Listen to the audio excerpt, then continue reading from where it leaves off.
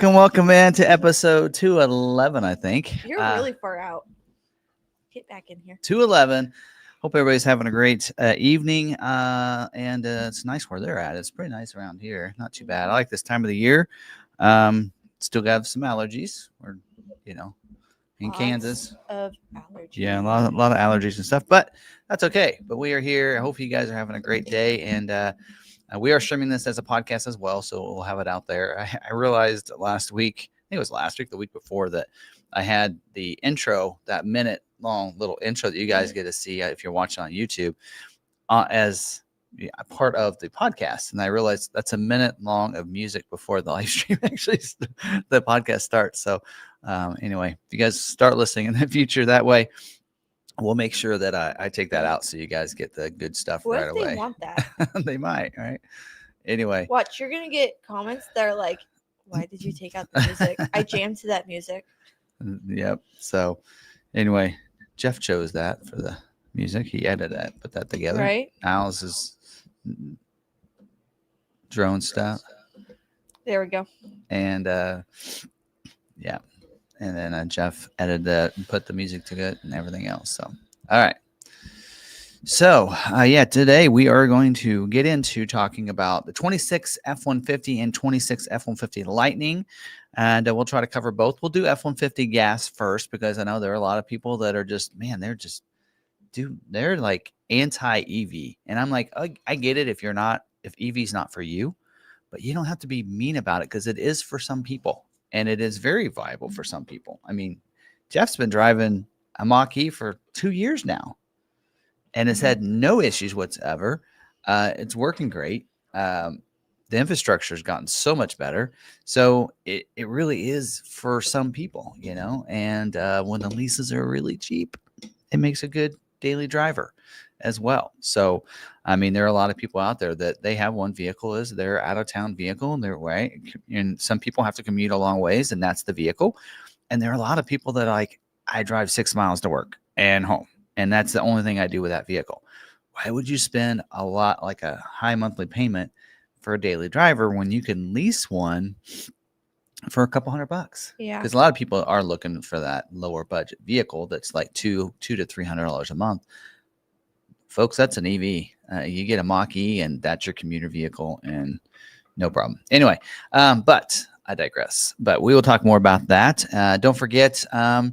Let's just roll through this stuff. If you're, new to the channel, you may not know what's going on. If you see the title, sometimes we seem to do that. We start talking about something and people didn't even know aware of it, and they just get into YouTube and they see a live video about 26 F-150, and they just jump in and they're new. So if you are new to the channel, we'll get to that. Make sure you hit that subscribe button and then hit the notification bell and hit that all. That notifies you of all our videos when they go live.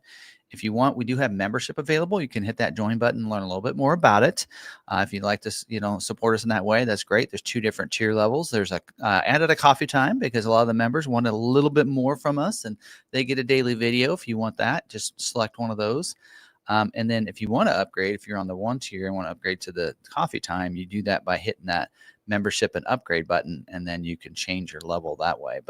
And then you'll find all of our membership stuff under the membership tab. Actually, you'll find it on the main page. I've noticed it shows up when you just pull us up, all the coffee time videos, but people can't watch them.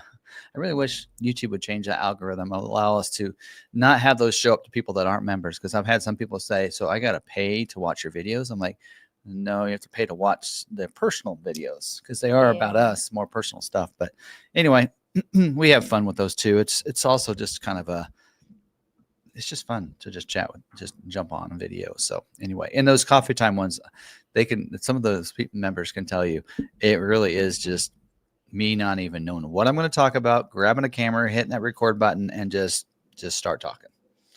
Anyway, so if you want to know what I do on a daily basis at the dealership, what I did the day before, or maybe what I did at home, right? Then go ahead and join that, because that's pretty much what that's about. And anyway, so all right, we'll get into it. And also some of the membership content you get. Let's go over that. You do get lot walks every Thursday. Almost every Thursday. I did miss it last week because of the order guide coming out, but we'll do lot walks, and within the lot walk, I do a couple Tim Talks or Walk and Talks, or whatever you call it. And then, of course, you get our live stream. You see a live stream, looks just like this one, but we do that every Friday for our members. And lately, our members have been jumping on with us, and that's been a lot of fun. That's kind of 2 weeks I haven't been here. So well, a couple weeks, and that works out. And then, of course, the shout outs in the live stream as well. So, speaking of that, man, how did I change clothes so fast? Whoa, what happened there? Anyway, so I don't know if you have people tagged. You're still working on tagging people?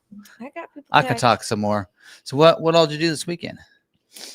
Well, we hung out. I just say that so I can drink.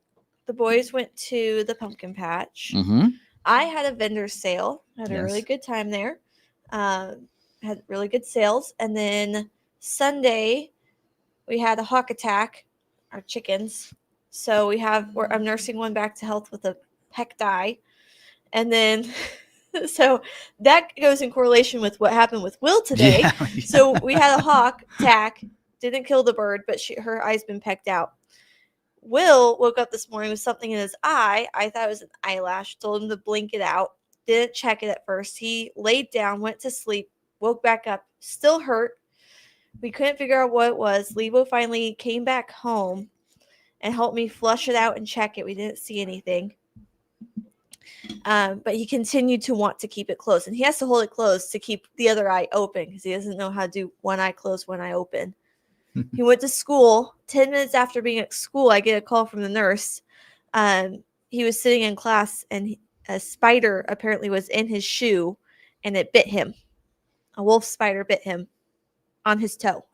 So about An hour and a half after that, I get a call. His eye was hurting too much. Brought him home. Stayed with us the rest of the day. Finally saw the eye doctor, and he has a scratch cornea. So we have a chicken without one eye and a boy without one eye for a little bit. So things are going on right now. He's not laying any eggs, is he?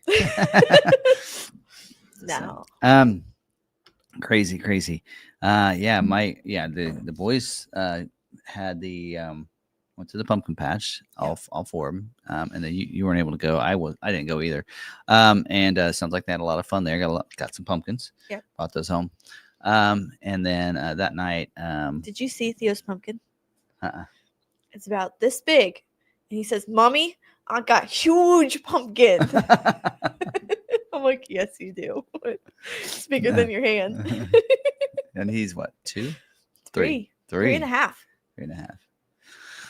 Anyway, it's funny. But yeah, and then that night, Jolie and Jeremy went out for date night, so we watched some of the boys, and then Will and Jaden stayed over. Yes. Sleepover.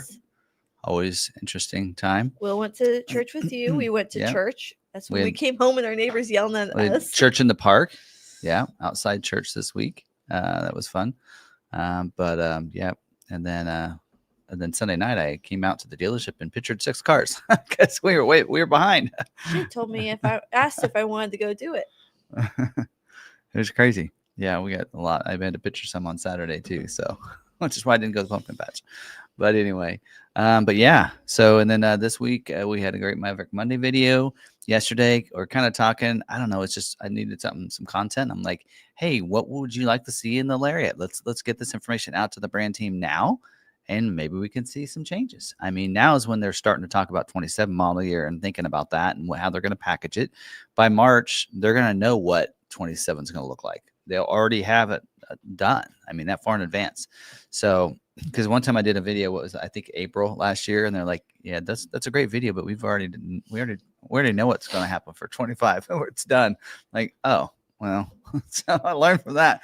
So anyway, hopefully that helps. So we talked about the Lariat trim. And so some of you brought up some things there you'd like to see. We did XLT the week before. So, and a lot of engagement on that. I mean, I put out in Maverick Truck Club too. And man, there's so many people that respond to that and talk about that. So appreciate that. And then we'll be doing F-150. So we'll have haven't decided on whether or not we're going to do a Built Wild Wednesday or not. But probably not. Order guides should open up for Bronco October 15th, along with Bronco Sport, along with Ranger, along with mach-e. So it'll be a big day, and I will be in Las Vegas. So we'll see how that works, and you'll be heading to Las Vegas. Yes. Anyway, so yeah, that'll be kind of fun going on there. But yeah, so we'll be hitting the F-150 videos. So we'll start with F-150 and then move to the Lightning after that, and hopefully get them all done by the 15th. I figured it out.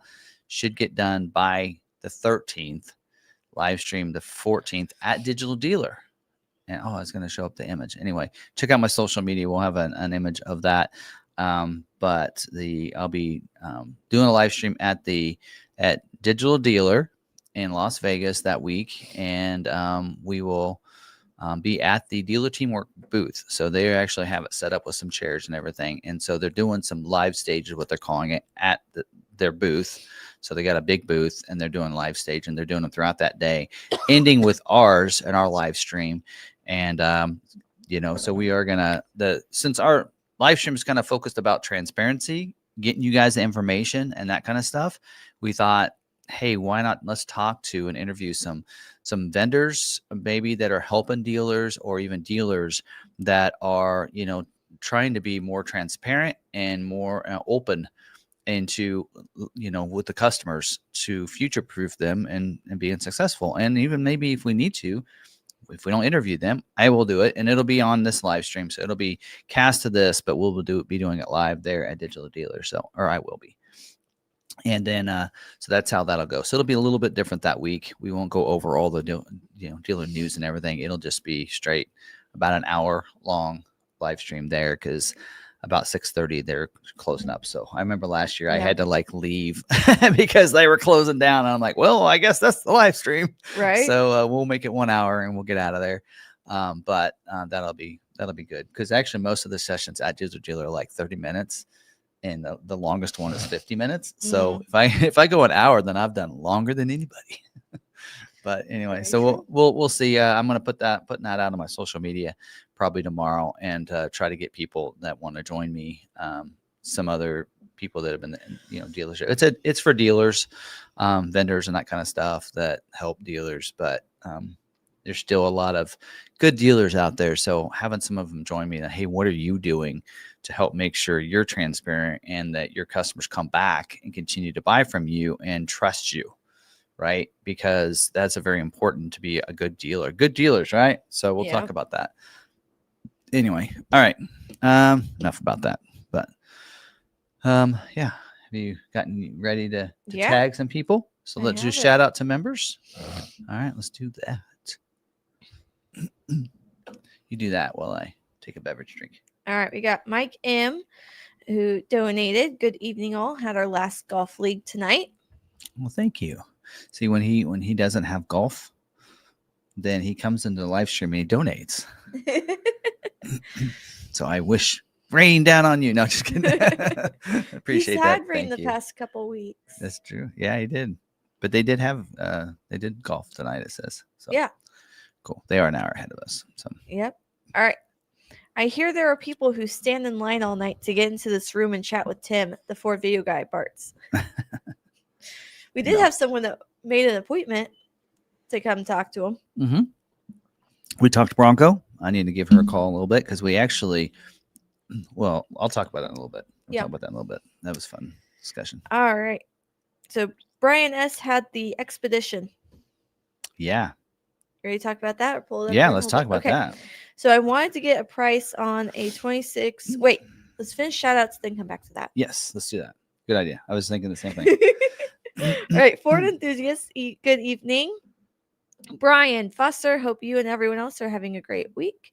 We have Ronald Smith. Good evening, Ridgeview. How is everything? That was not the one I meant to pull up. We have Ford enthusiast, Mike 52G. Hello, RV, Tim and Sarah and everyone here. Midcoast, Maine. Hi. We have Mike 52G also with the wave. All Terrain Nation was in here for a little bit before he had to head out. It's funny to see All Women Driven and All Terrain Nation. They both start with all. We have Ridgeview. I watched a guy hawking Ford F-150s who said, and I quote, if you've got a pulse, doesn't matter what your credit score, 500 to 600, you'll get financed. Right now. So that's, I mean, they're like that special low rate that's going on.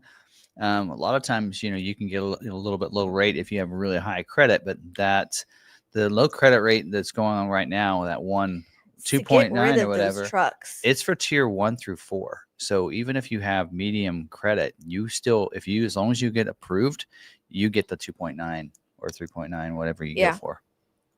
So crazy. All right. We also have Douglas. How do you get the special green screen like All Terrain Nation? Is that special?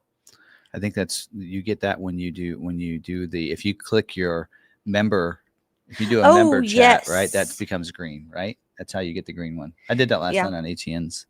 Yep. Those are super chats for members. All members can do those without having to pay. Yeah, if you're a member, you hit that, hit your member chat. It shows how long you've been a member, and then it's green. Yeah. Right. We have Alan. A bit late. We are in Spokane, Washington now. And he sent me a picture. I can't remember. So jealous. Travel in the country. It's been more than a few hours since I saw the picture, so I forgot what the picture's about. But he sent me a picture of something that they saw. Oh, that's pretty cool. There you go, Douglas. That's how you do it. Yeah, there you go. Let's see. Oh, by the way, look at this.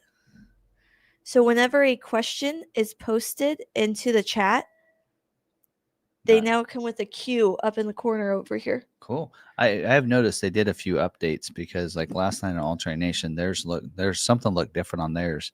And I was like, oh, that's different. Yep. So now they have this little question mark up here signaling we- that it could be a question for We us. got to add this. Got to show it on the screen and block my face. I'll set You're up. tall enough. I'll set up straight. Oh, it's a jackalope. That's what it was. All right. All right. Those were my member questions. Shout outs. All right. Member shout And most of them So, shout out to Ridgeview. yes, He's the important one of the he group. is. He's in the chat. He greets everyone in. Yep. All right. So Brian S. Yeah. wanted to get a price on a 26 Expedition to compare with another dealer. I went to my local, which I would never buy from for several reasons, but wanted to get an out-the-door price from them to compare. A seasoned salesperson told me that a 26 could not be ordered yet. I challenged that and was shown the public-facing build website. I asked if they would check with their sales manager, came back and said the same thing. I showed them my build sheet from McArthur, was still told can't be done. Wild. They're scheduling this week, and they scheduled last week 26 model Expedition orders. So somebody's been able to order Expeditions. We had 4 scheduled. I think we had 4 scheduled last week. So yes, you can order them, and yes, they're scheduling 4 production dates in November. Yes, it is happening. So just because it's not on, that's why I've been really making sure when I do the videos and I talk about the what's changed and what's new, I like to tell people, and you're going to hear it on all the videos for the F-150 that I do, that I spell out that just so you know, build and price website won't be on Ford.com until production starts, but that doesn't mean you can't order them. And go to our website, you can order, go there. Just because it's not on Ford.com, people think you can't order it, and that's not true. That is, it has nothing. We were custom ordering vehicles long before websites were even a thing. I mean, dealer websites weren't even a thing back then, or Ford.com never had build and price for a long time. We were still ordering vehicles. People would I remember the hey, order banks opened up. We'd call customers, hey, order banks are opened up. They'd come into the dealership. We'd sit down with an order guide in front of them, and we'd go through, how do you want to spec it? Here's what an XLT is going to look like based on the verbiage and everything, all the stuff that I go through. I mean, we've been doing that for 10, 15 years. Yeah. Just because build and price, and they used to do what they did last year was when the order banks opened up, build and price was there. But then they stopped. I don't know why they're not doing that this year. If they don't want to believe you, I guess they don't want the sale. Hey, we deliver. More money for us. More money for the dealers that will take the orders. I mean, we're doing invoice pricing. Don't forget invoice pricing.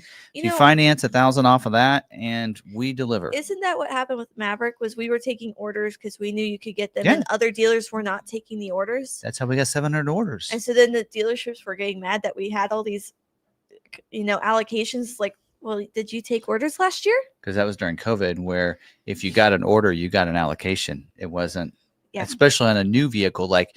On this Maverick, we didn't have any allocations. Bronco was the same way. You got the allocations based on the orders and had because nothing to do. They didn't have any years prior to base it off of. Nothing to base off of.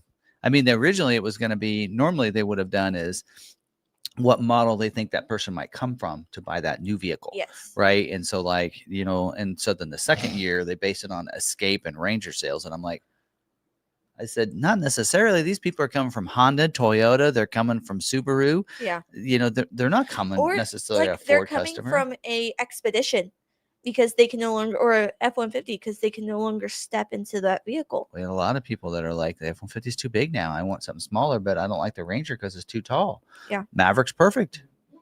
I mean, I don't know. Anyway, all right, we won't get into that. But anyways, yeah, so there you go. If they don't want to take your order and don't want to earn your money, So speaking of ordering, so we had a local customer that came in. She wants to get a Bronco, but what she really wants, they don't make anymore, and that's the Wild Track. So that's really kind of what she's looking for. She found a Wild Track, a new 2023 at a dealer south of us, and I'm like, they still have a new 23. That thing's been sitting for like 2 years. Good luck on the tires, good luck on the battery. I mean, not to unsell that, but I'm like, go, hey, I don't want to stand in your way if that's what you want. And she's like, no, I want to buy from you. Because she's a loyal customer to Dan. Anyway, so we were looking at and like, well, how can I configure this and get it? Because that's the other thing is the 23 doesn't have the bigger 12-inch productivity screen now. Doesn't have the vents behind the console, which is important because she has dogs, right? And I'm like, so you kind of want a 25, and so we're looking to order one for her. And the problem is that she likes the molded in top, right? Yeah. But she also wants the black wheels. Well, if you go black appearance package, she's kind of looking at Outer Banks. She goes Outer Banks Sasquatch. You get the molded in fender flares, but they're gray wheels or the bead locks with the warm beauty ring instead of the black. She likes the black wheel. Well, if you go black appearance package, you get the black wheel, but you also get a black hardtop, not the molded in gray. So I'm going to reach out to her tomorrow because we got an idea. We're going to try to do is order a vehicle for her in black appearance package. She gets a black roof, and then we're going to order a big bin with the molded in top, and we're going to swap the tops. Right. So we'll just switch them out, and because really, I don't know. We'll see what the charge is, and maybe give her some credit for that because she also wants to switch the grill out to the black grill, like from the Wild Track, which we should be able to get for, and then maybe we can switch that out as well and include that all in there. So anyway, again, going through and doing that, but she came in because she wanted to pick my brain on it because she knows I've done a lot of modifications on my Bronco. So she's like, this is really what I want. And I'm like, well, you can make with a Bronco, you can make anything happen with the right money, but we were trying to figure out what was the best way with getting the top and then getting the wheels separate. And is it easier to swap the wheels or the roof was the big thing. But anything. So anyway, but I think we're done with this month for allocations. So it's basically going to be the last month because next month is balance out for 25. And so we would need 2 allocations because right now we have no orders. So we actually weren't going to take any allocations. So, but we're going to see if we can still get 2 allocations for balance out and then be able to do that, order the 2 and then swap them when they come in. So outside the box. Right, so we do. I know Allie's talked about that on ATN sometimes of just how she can help her customers to get what they want. So there you go. All right, what else we talk about? I got Chick-fil-A sauce on the back of my paper. I have a question about dual exhaust on an F-150. On 2026, can you get a dual exhaust on an F-150? So Lariat with a 6.5 bed. Lariat 6.5 foot bed. So I believe I have to look at the black appearance. I'll be going through those. And the 5.0. Okay, so black, yeah, you can get 5.0. I think black appearance package gets you the dual exhaust out the back, I believe. Okay. And then now you can get a black appearance package with a 6.5 foot bed. That is a change for this year.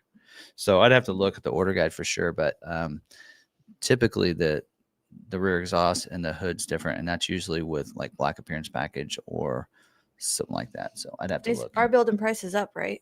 Yes, but like it won't go through the details. It won't have the details of all that specifics, right? The packages will give the details, so it would actually list on the black appearance package if it has it on there. So, all right, but which I haven't.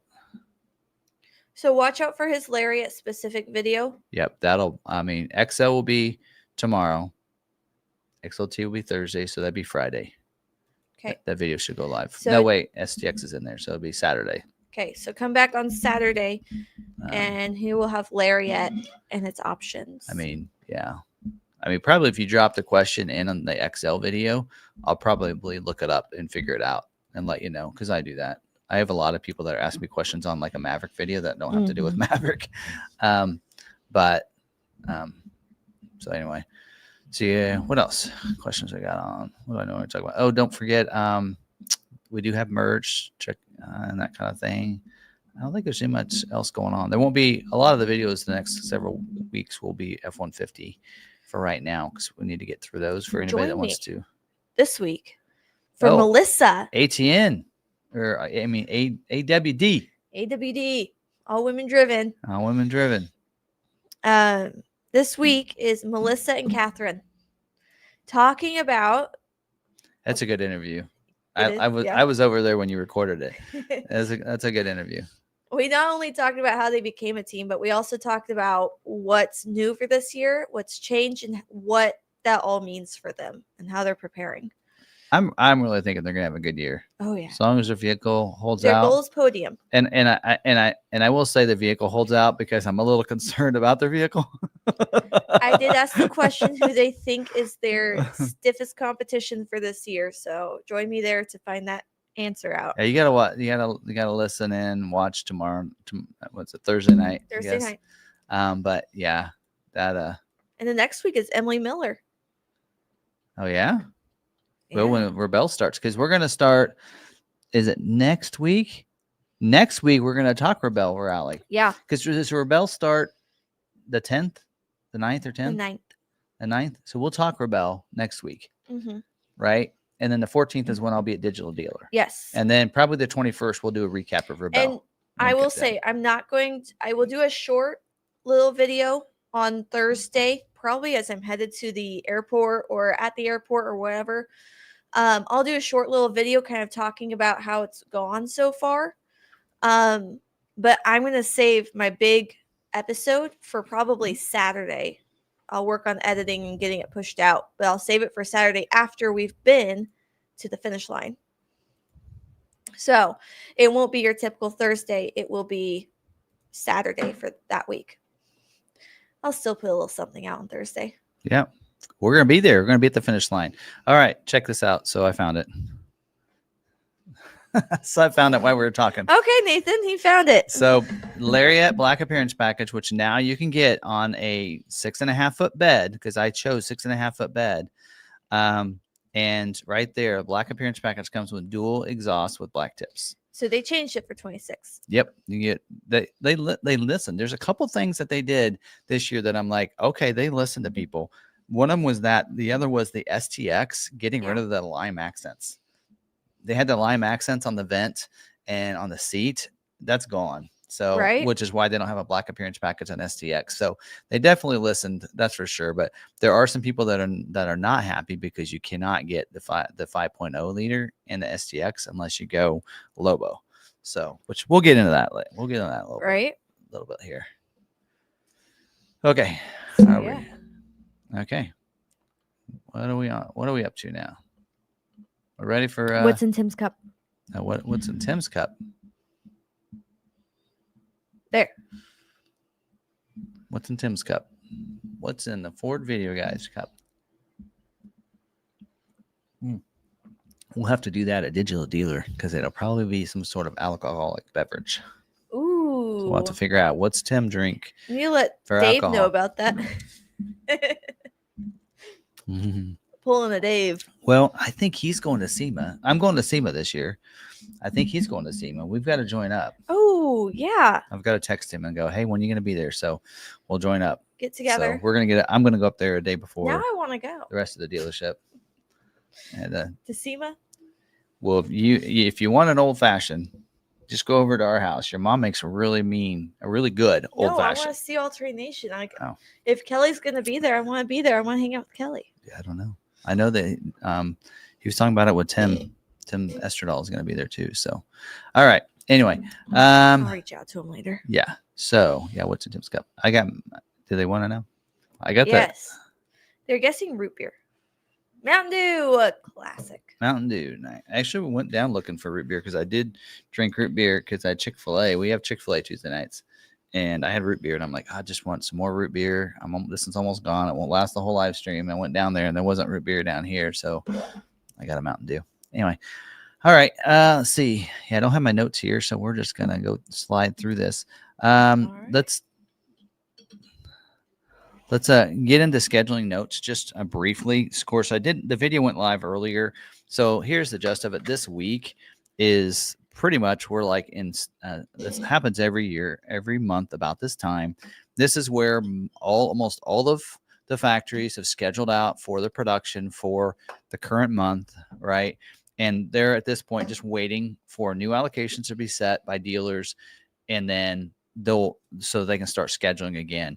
And so really that's what's going on. So none of them are scheduling with the exception of Expedition, because they scheduled late. So this is probably will be the last week they're going to schedule for those last. Their startup is for November startup for the weeks of November 11th or November 17th and 24th. Those last 2 weeks of November is what they're scheduling for. So, like I said, we used our allocations last week. Maverick is scheduling as well, and again, it's cleanup scheduling, so they probably have some availability there, and not all dealers have used their allocations.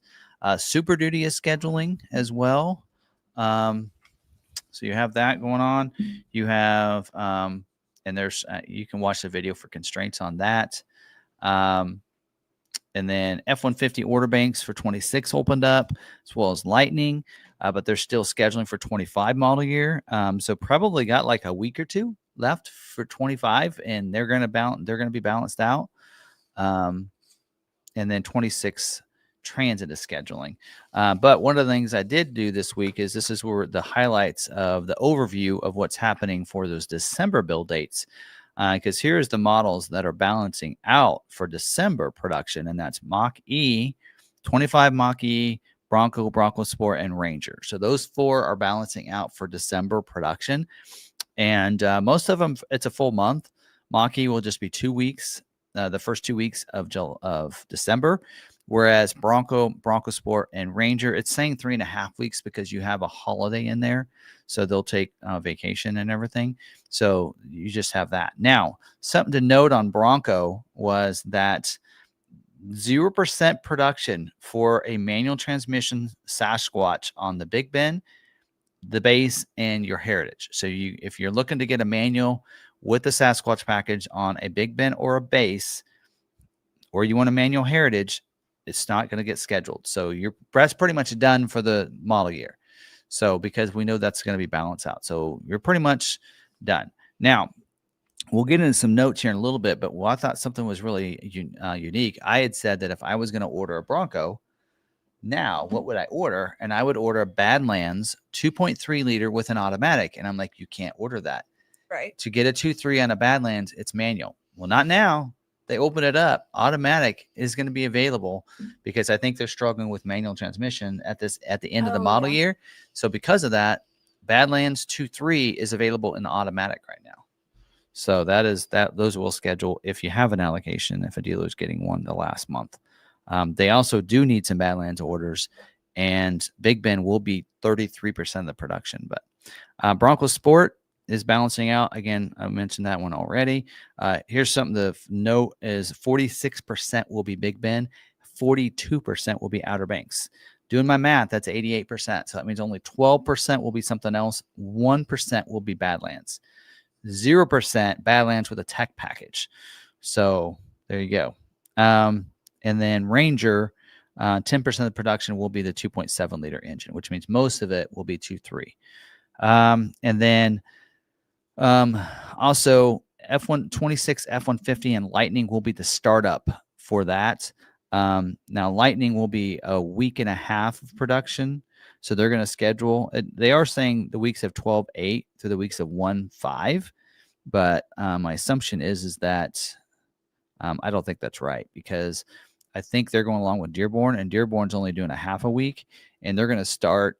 It's going to be like the last week of the year. So more than likely, Lightning is going to be like the first week in January, and then the last end of like right around Christmas. And I assume F-150 will run at Dearborn will run the same way. Now, F-150 at Kansas City, though, is going to schedule for 4.5 weeks because they're starting production up the week of November 24th. And I told people this. It says saying here 0% for the 3.5 and the hybrid. So both the EcoBoost, 3.5 EcoBoost and hybrid are not going to be scheduled.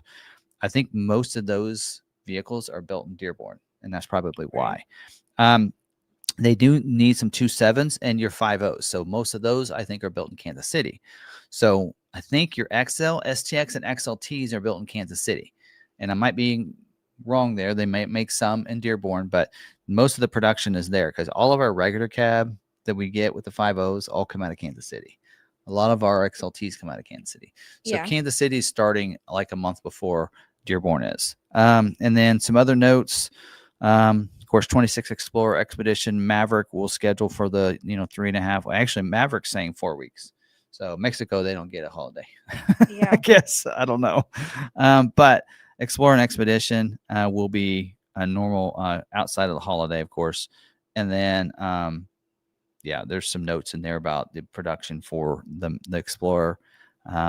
Super Duty will be 3.5 weeks. Now Transit will be 8 weeks because they're going to schedule December and January because they want to schedule through rental season. Looks like, and then E-Transit is going to be 4 weeks, and it's going to be November, not December, because they haven't scheduled E-Transit yet for 26 model year. What else? What did I miss? 26 Mustang also. The Mustang's going to be 2 weeks. So the first 2 weeks of December for that. And it does mention in here that the packages on GT that are going to be retail only are the FX, GT Performance, and Night Pony package. So there you go. And then your specialties go along the lines with their models. Note on Dark Horse, handling package will not be available until April production. So that's just something to note there. So anyway, so that's what I have on scheduling. I'll get in my dealer news. I have a couple notes from the wholesale call that I thought some interesting things that we'll talk about here in just a little bit. So, all right, any questions about the scheduling? Not You've that I've seen. been looking at the chat. Kelly's not going to SEMA. Oh, that's what you were doing. We were sharing. Guys trip. We were sharing our FOMO. Guys trip. She also is. She's like, I heard you're going to Rebel. I'm like, yes. She's like, I don't get to go. So she's so sad. It's a pretty quick turnaround for you. I mean, it's like, yeah. I mean, oh no, I'm getting out there at like what 5-6 p.m. Yeah. And then we're going straight out to the, well, maybe not straight out to the desert, but we're going out there. Yeah. Going to do a bit of off-roading in the morning. Possibly. Maybe. Maybe. As long as we don't break the Turo. We did get a Bronco Sasquatch. So Anyways, we'll see. We might do some sightseeing of the area. Well, Brian will have his, so we could probably go out in his. So we'll do some sightseeing of the area, and then finish line at 3. That goes to like 8, 7 or 8, sometime in there. We aren't sure. We have till 3 a.m. to get back to Las Vegas, right? Because I don't have a hotel for Friday night. we need to be at the airport at like 3 a.m. Right? Yeah. Yeah. I think our flight's at 5:45. So there's no point in going to a hotel. To be back that early. We're gonna do Vegas right that Friday night. Just go find a bar to hang out at. They do have slots at the airport with comfortable seats. I will go sleep. They also have alcohol in the airport. I remember I mentioned that we need to go and take air mattresses and we'll just lay them out on the airport floor and then we'll just sleep there. I did look Hotel Las Vegas Airport. I did look into checking a bag, and I'll probably check a bag. Anyway. Well. Okay. Anyways, I did not see a question pertaining to any of that. If I do, I will tag it and we'll answer it after you go on. All right. Well, I do the scheduling videos, so a lot of them are like, "Yeah, I already watched it. So I got it. I got it." All right. No major dealer news updates. I was going to highlight a couple things that have to do with that came through in the wholesale. They did mention there was an update to the California compliance. They added, we actually talked about it several times. Pennsylvania announced that it too is requiring the CARB certification to register all 26 model year Ford and Lincoln vehicles. So they've been added to the states that are doing the CARB. And so basically, I mean, if you're in a CARB state, you got to add that 50 state emissions. If you're in they're automatic. Actually, if you're in one of the CARB states, it'll automatically be added to your order. If you're in a adjoining, like next to a CARB state, then you can add it to any of your stock orders, I believe. And then if you're outside of that area, like for us, we're not next to one, then we would have to have a retail order to be able to add it. So there you go. So which makes it a little more difficult because a lot of times we like to order Mustangs with the 50 state emissions in case we sell anybody wants one of our stock Mustangs in California or one of the CARB states, and then we can sell it to them. So that's going to make it a little bit of a struggle. So anyway, if anybody wants to order a bunch of Mustangs, let us know. Brian. Anyway, Bronco, this was kind of a highlight here. So they showed some key balance out messages for the end of model year. And this is happening for next in a couple of weeks for balance out for that December production dates. So here's the breakout. We said 33% will be Big Bend. We didn't mention the rest. So 27% of production will be Outer Banks, 7% base. It does say Badlands will be 18%. And it does say in here available 2.3 liter with the automatic, which we mentioned. Heritage will be 7%. Raptor will be 6%. And Strop will be 1%. And there's a red note next to it. It says last chance. So it sounds like to me Strop is going away. So if you want a Strop, you better do it now or buy ours for $5,000 off of MSRP. That would be, I think, the better scenario. $5,000, you can get it home. I mean, most dealerships are going over MSRP on their Strops, and we're below MSRP. So anyway, if you want a good deal, there you go. It does say in here manual transmission on base, Big Bend with Sasquatch, and Heritage Edition is being restricted. So 0% there. And it says clear out any remaining 24s. Up to $8,500 off on bonus cash for any or special 4.9 for 72 on 24s. That's crazy. It says leverage the $499 zero down lease offer or $1,500 retail bonus cash. And then they do have the Jeep Conquest, which is dealers. We hate that because you kind of almost got a price with it. Like we refuse to. But then people are like, I don't have a Jeep. That's not fair. Why did Jeep owners get less? I've been a loyal Ford customer for how many years? 25 Bronco Sports. Not a lot here. Just mentions the engine block heater and Badlands Tech package is 0%. So they would be completely constrained there. And they mentioned the cheap lease going on right now on the 25 model year, and it is really kind of stupid, a cheap lease. They actually are showing a $399 down lease. Do you remember what we have? Ooh. Take $100 off.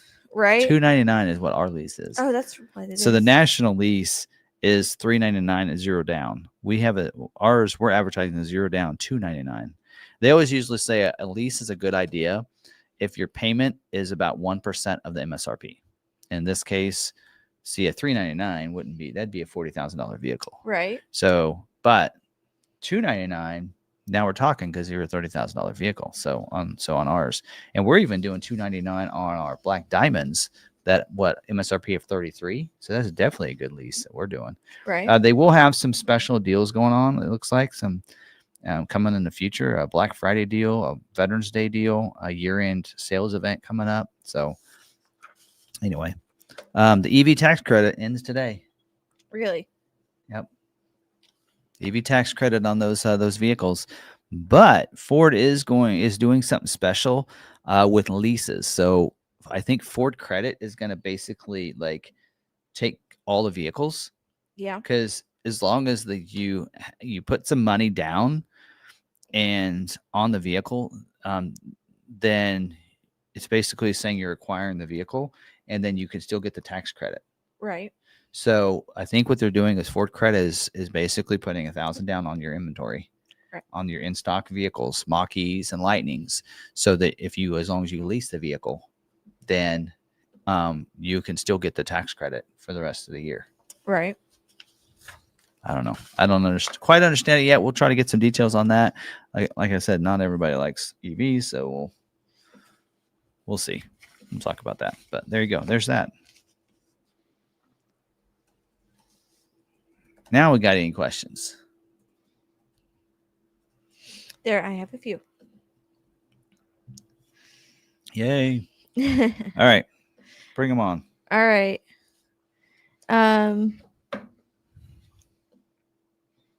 Wait, where's the one? Where did the one I tagged is gone?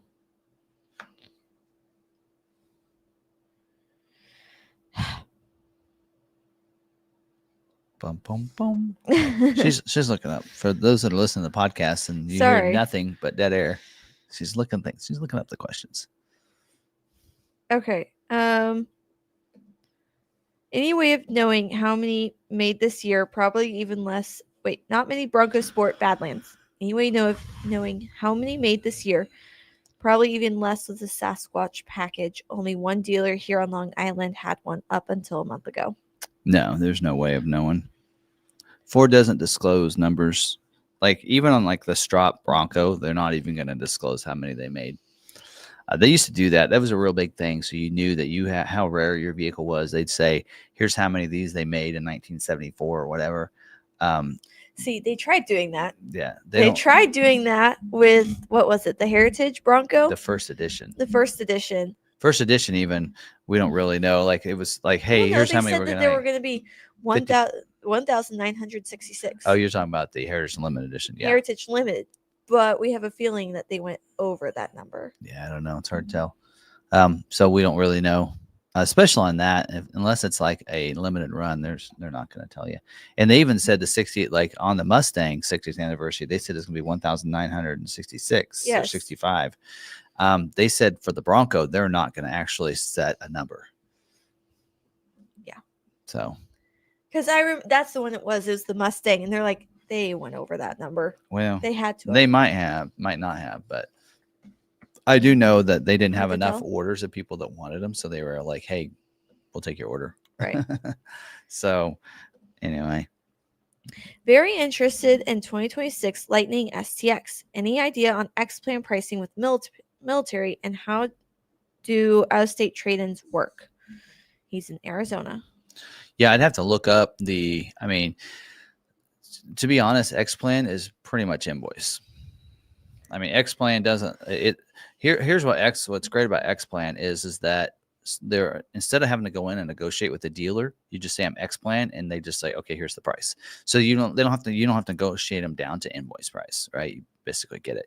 But if you actually looked at the invoice, and because on there it'll have your X-Plan price, it's pretty much about within $100 of invoice. Right. But here's some other things you do is you do save on your dealer fee, because the dealer is not able to charge you any more than I think $95. So I think your dealer fee is set, and no matter what dealership you're with, whatever state you're in, it doesn't matter. They're not allowed to charge you more than a set fee. And I think it's either 95 or 195. I can't remember, but I know it's not more than $200. And you're just set there. So those are the two things that you get. And that's why people do X-Plan, is because then they don't have to fight or argue. But I can tell you that if you're looking up, like, we can look it up, because invoice isn't showed on our build and price. But we can figure it out for you.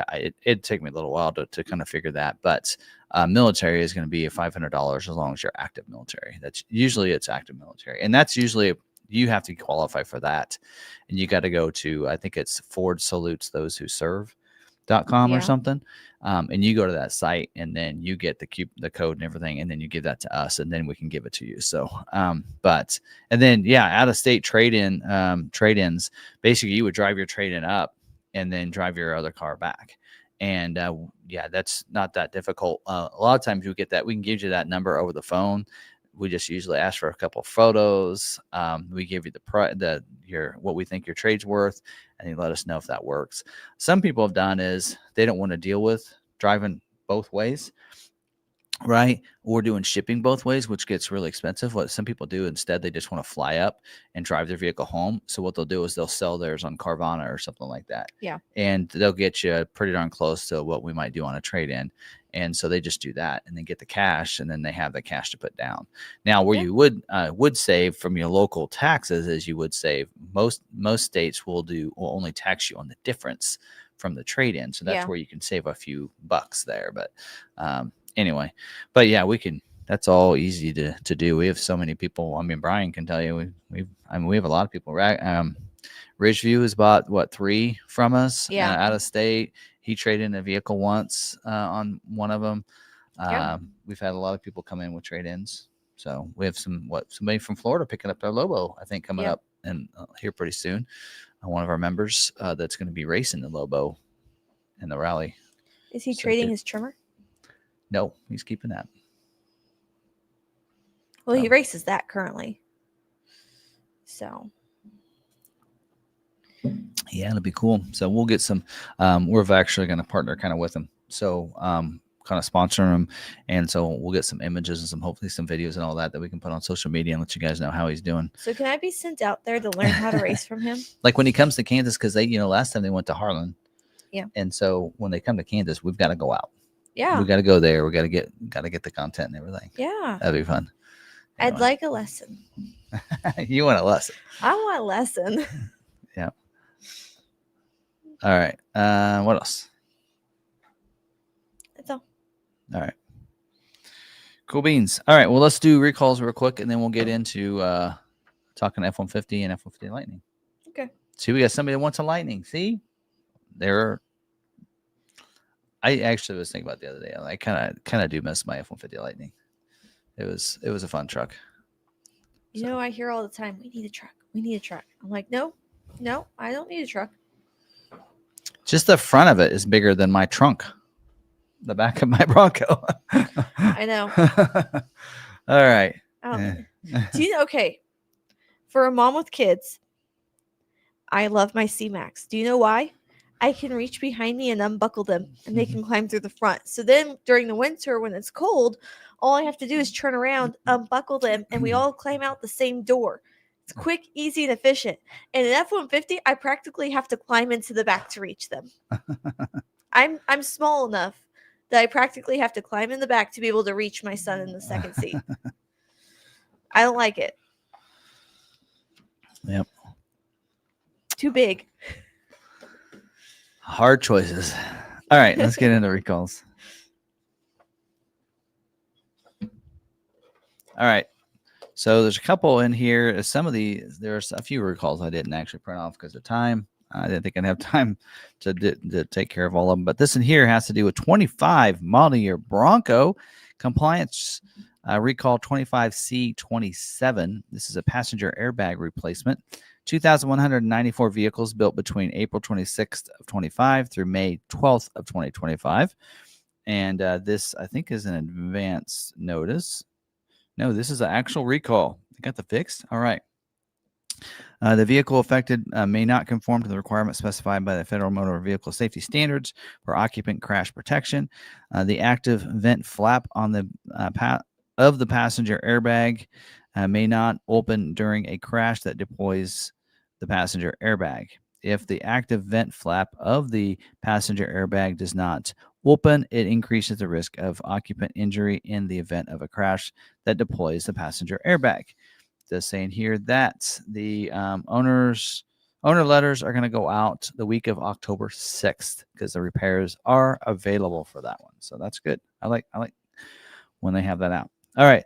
This next one is safety recall 25S61 for 25 model year Bronco Sport and 23 to 25 model year Escape vehicles with the 1.5 liter engines. And this in here, the original recall came out. This is actually an update, supplement number 1. So what they updated on this was the looks like the different the parts requirements were updated on this one. That's pretty much all that happened on this here. The actual recall came out.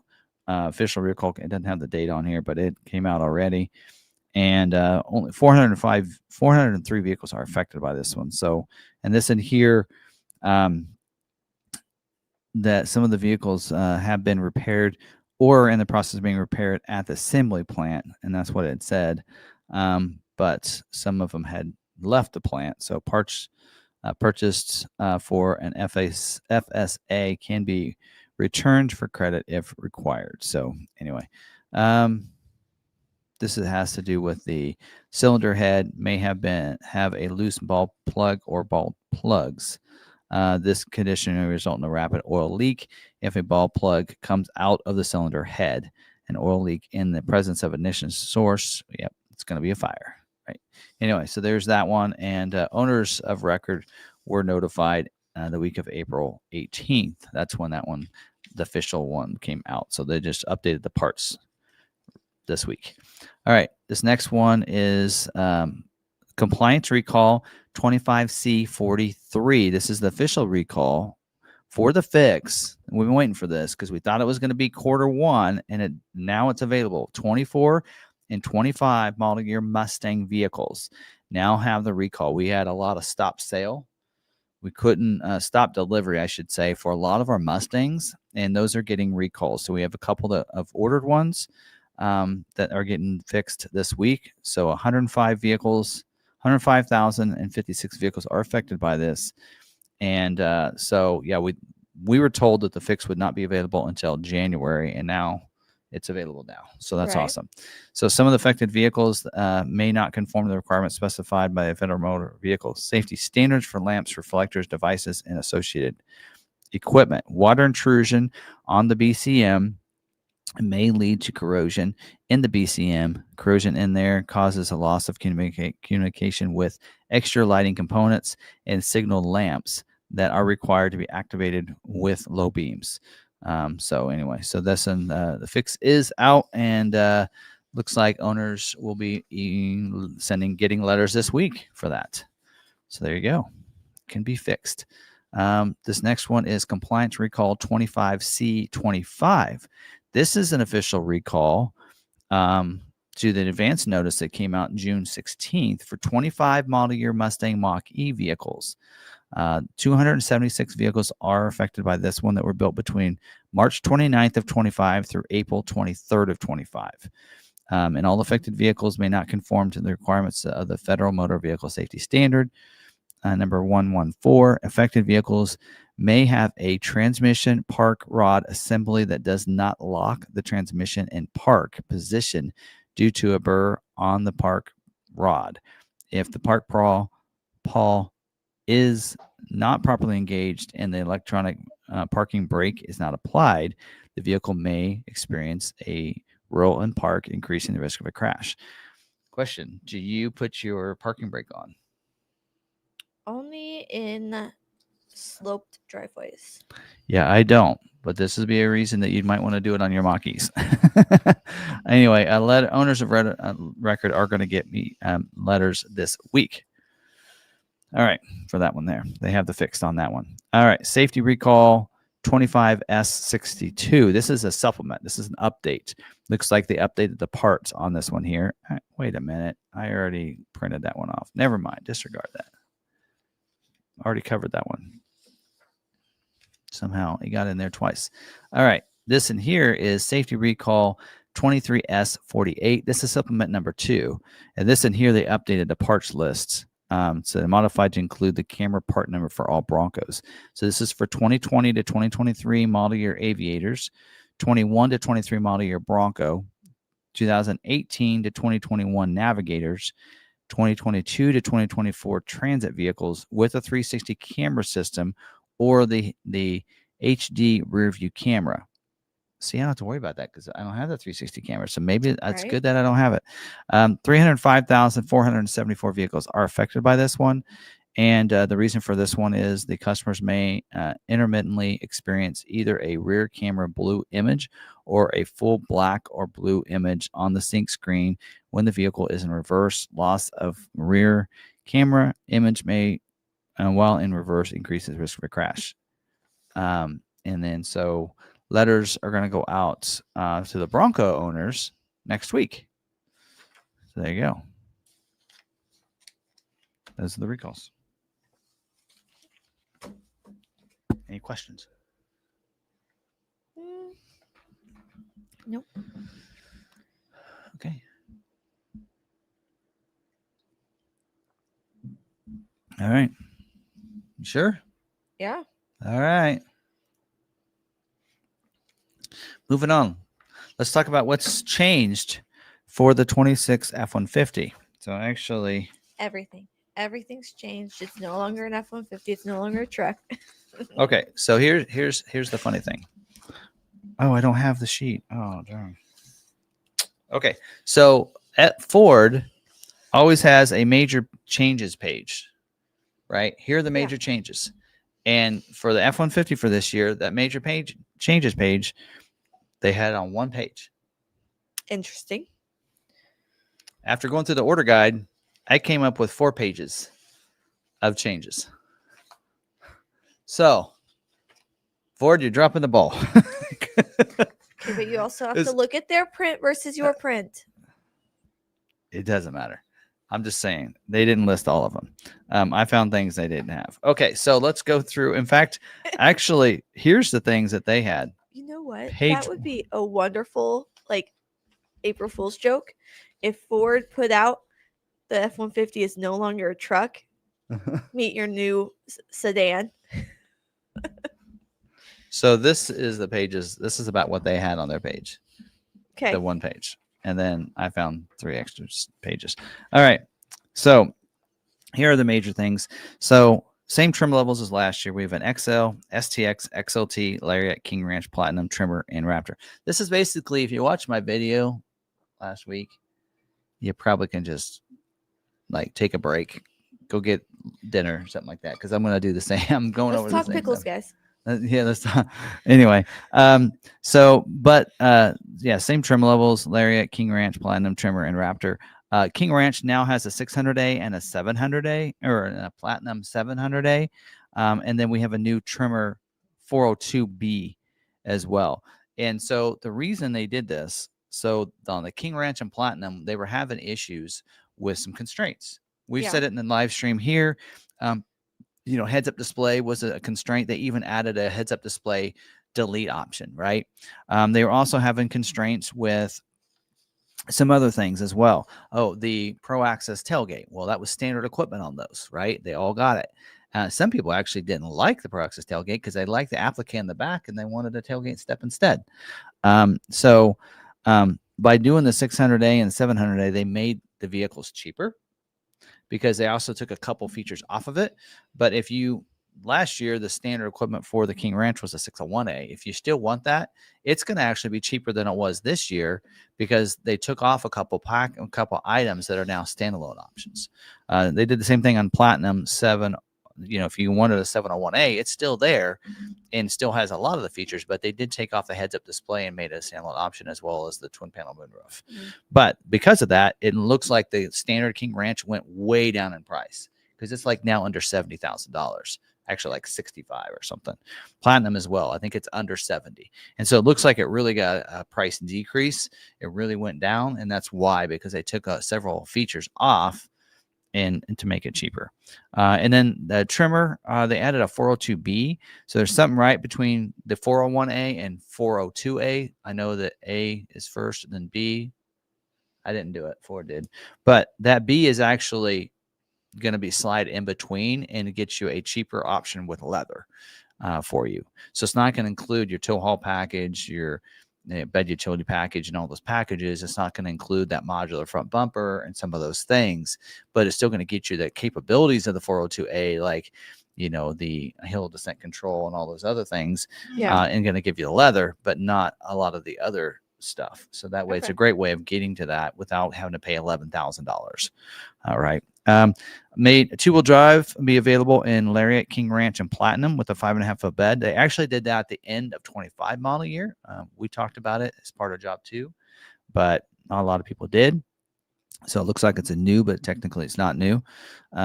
New colors, though, we have Avalanche, which replaces Space White. That went away. Argon Blue replaces Atlas Blue, and Ruby Red is replacing Rapid Red. So there's a color that kind of replaces each one of them. New packages for this year, the Ford Connectivity package. We're not surprised by that. It's going to every model. And because of that, there is a one-time Ford Connectivity package. Blue Cruise, last year there wasn't a one-time option. You got that through the dealer or at the time of delivery. Now they're not having the dealers do it. So if you want the one-time Blue Cruise, you got to purchase it ahead of time. Or you got to order it with your vehicle. I'm sorry. Sirius XM with a 360L 3-year plan. I think this is one of my favorite features I like to really highlight. If you like Sirius Satellite or plan to do it, get that added to your order, because it's $330. It did go up by $30 this year, but I wouldn't say this year on the F-150 compared to some of the others. But that's a steal of a deal for 3 years. They also added a platinum satin appearance package. So, and basically, you're going to have like the look of that platinum plus package without the price of it. You basically don't get the experience in some of the other things. So you're getting a lot of look without like the interior and that kind of stuff. We'll talk about it. They also added an XLT Chrome package, and they didn't really add it. What they did is it was all the Chrome features were standard equipment on like 302A and 303A. Now they made it a package that's standard on certain ones like 303A, and then you can add it on 301 and 302A. So they made it more of, hey, if you want to go ahead and add it type of stuff instead. Some things they changed. The Ford Copilot 360 Assist 2.0, they removed the evasive steering assist. In fact, they removed it on all of the F-150 and the Lightning as well. And then driver state detection as well. That wording has been removed. So, and then here's where they added the black appearance package for XLT, the black appearance package plus, and the Lariat black appearance package is now available with a 157-inch wheelbase, with the exception of Lariat 500A. So that's pretty good. The bed storage boxes were standard equipment last year on all of them, like what they did in the Maverick, right? Yeah. Those are now part of the bed utility package instead. So that's been moved over to there. And then they removed the STX Black Appearance package because they removed the lime accents to the STX standard equipment. So there's no reason to have the Black Appearance package because they're going to have the black accents. They also added a bunch of DIOs. I won't get into those. But all right. How are we doing? Any questions so far on that? All right. We'll get into each of the ones. The XL. Maybe I should have some like visuals here. You guys think I should have some visuals? Is it boring just to hear me talk? We can go to visuals. XL trim. Here's our building price because you know Ford doesn't have a building price. So on the XL, still available like it was last year. They removed the bed storage boxes as standard equipment. Now on the bed utility package. Oh, here's a big one. That screen, your productivity screen, was standard equipment. It's 12-inch productivity screen on all of your F-150s last year. Now the XL only gets the 4-inch productivity screen. Okay. So they went back to that. That's what you see when you go and look through the steering wheel. There's no way to get the 12-inch screen for this year. So, you know, STX, you're going to see is going to be standard equipment as well on STX, but you can't upgrade to it with a 201A. So, or 200A. And then they added the Ford connectivity package 1-year plan, which again, get you unlimited Wi-Fi hotspots, audio video streaming, voice assistant, and entertainment. The 3.5 V6 is now the standard engine for the Super Crew 6.5-foot bed. Last year it was the 5.0. And the reason is the 5.0 is more expensive than the 3.5 this year by like $150. Yeah. Which I thought that was unusual. The 5.0 V8 is still the standard engine for the regular cab 6.5-foot box, though. And then they added last year you could not get a keypad entry, even a DIO. This year it is now it's a dealer installed option on the XL. So yeah. Moving to the STX, you do have all the things that we talked about for the XL. The way the storage boxes, the productivity screen, and the Ford connectivity package. Remove the lime accent on the vent as well as on the seat.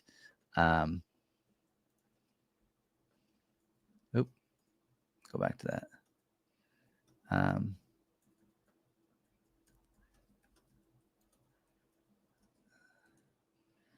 So on the STX, you won't see the lime, the vent on the side. One of the things that you'll see here is they did add the zone lighting as well, but it's not available with the FX4 package, that 201A. So last year that you had to go 200A to get it. This year it's standard equipment. 5.0 is only available with the Lobo package. So if I want to go 5.0 and I click on that, it tells you to add the Lobo package. So anyway, actually it doesn't on there.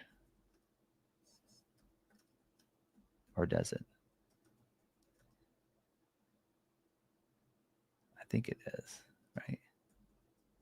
I don't know. On the STX, I think it requires you to go Lobo package to get the 5.0. Not showing that. Anyway. Or did I say no? Maybe I said no to that. Huh. Anyway. Oh, that's excluded. All right. Anyway. So there you go. From what I understand, it requires the 5.0. Oh, maybe I didn't have I didn't have 4x4 selected. So 4x4, 5.0. So maybe it is available. So when we go through those, we'll break that out. See, there it shows you to add the Lobo package on the 4x4. So probably says 5.0 only available with Lobo package on the 200A. And then it says last year's available on the 200 and 201A. So I'll get more details into that because that looked like it let us do it on a 2-wheel drive. Anyway, 3.5 power boost is now available on the 200A. Last year it wasn't available on the STX, so that's an upgrade. And then the 12-inch digital cluster through the productivity screen, you get that when you go to 200A or 201A. Last year was standard on STX and XL even. Last year the Lobo package was Lobo package is not available. The tow haul package last year it was. And then they removed the black appearance package because no need for it. They also removed the 20-inch alloy dark gray wheels. We have some on our lot now with those. That's that. I always say that's the lightning wheel. Yeah. Because they had some wheel issues last year, and that's why they introduced that wheel. To start up, they don't plan to have that, so that's why they took it off. And then keypad as a DIO. So anyway, and then going. Let's go back to the XLT. Right, there you go.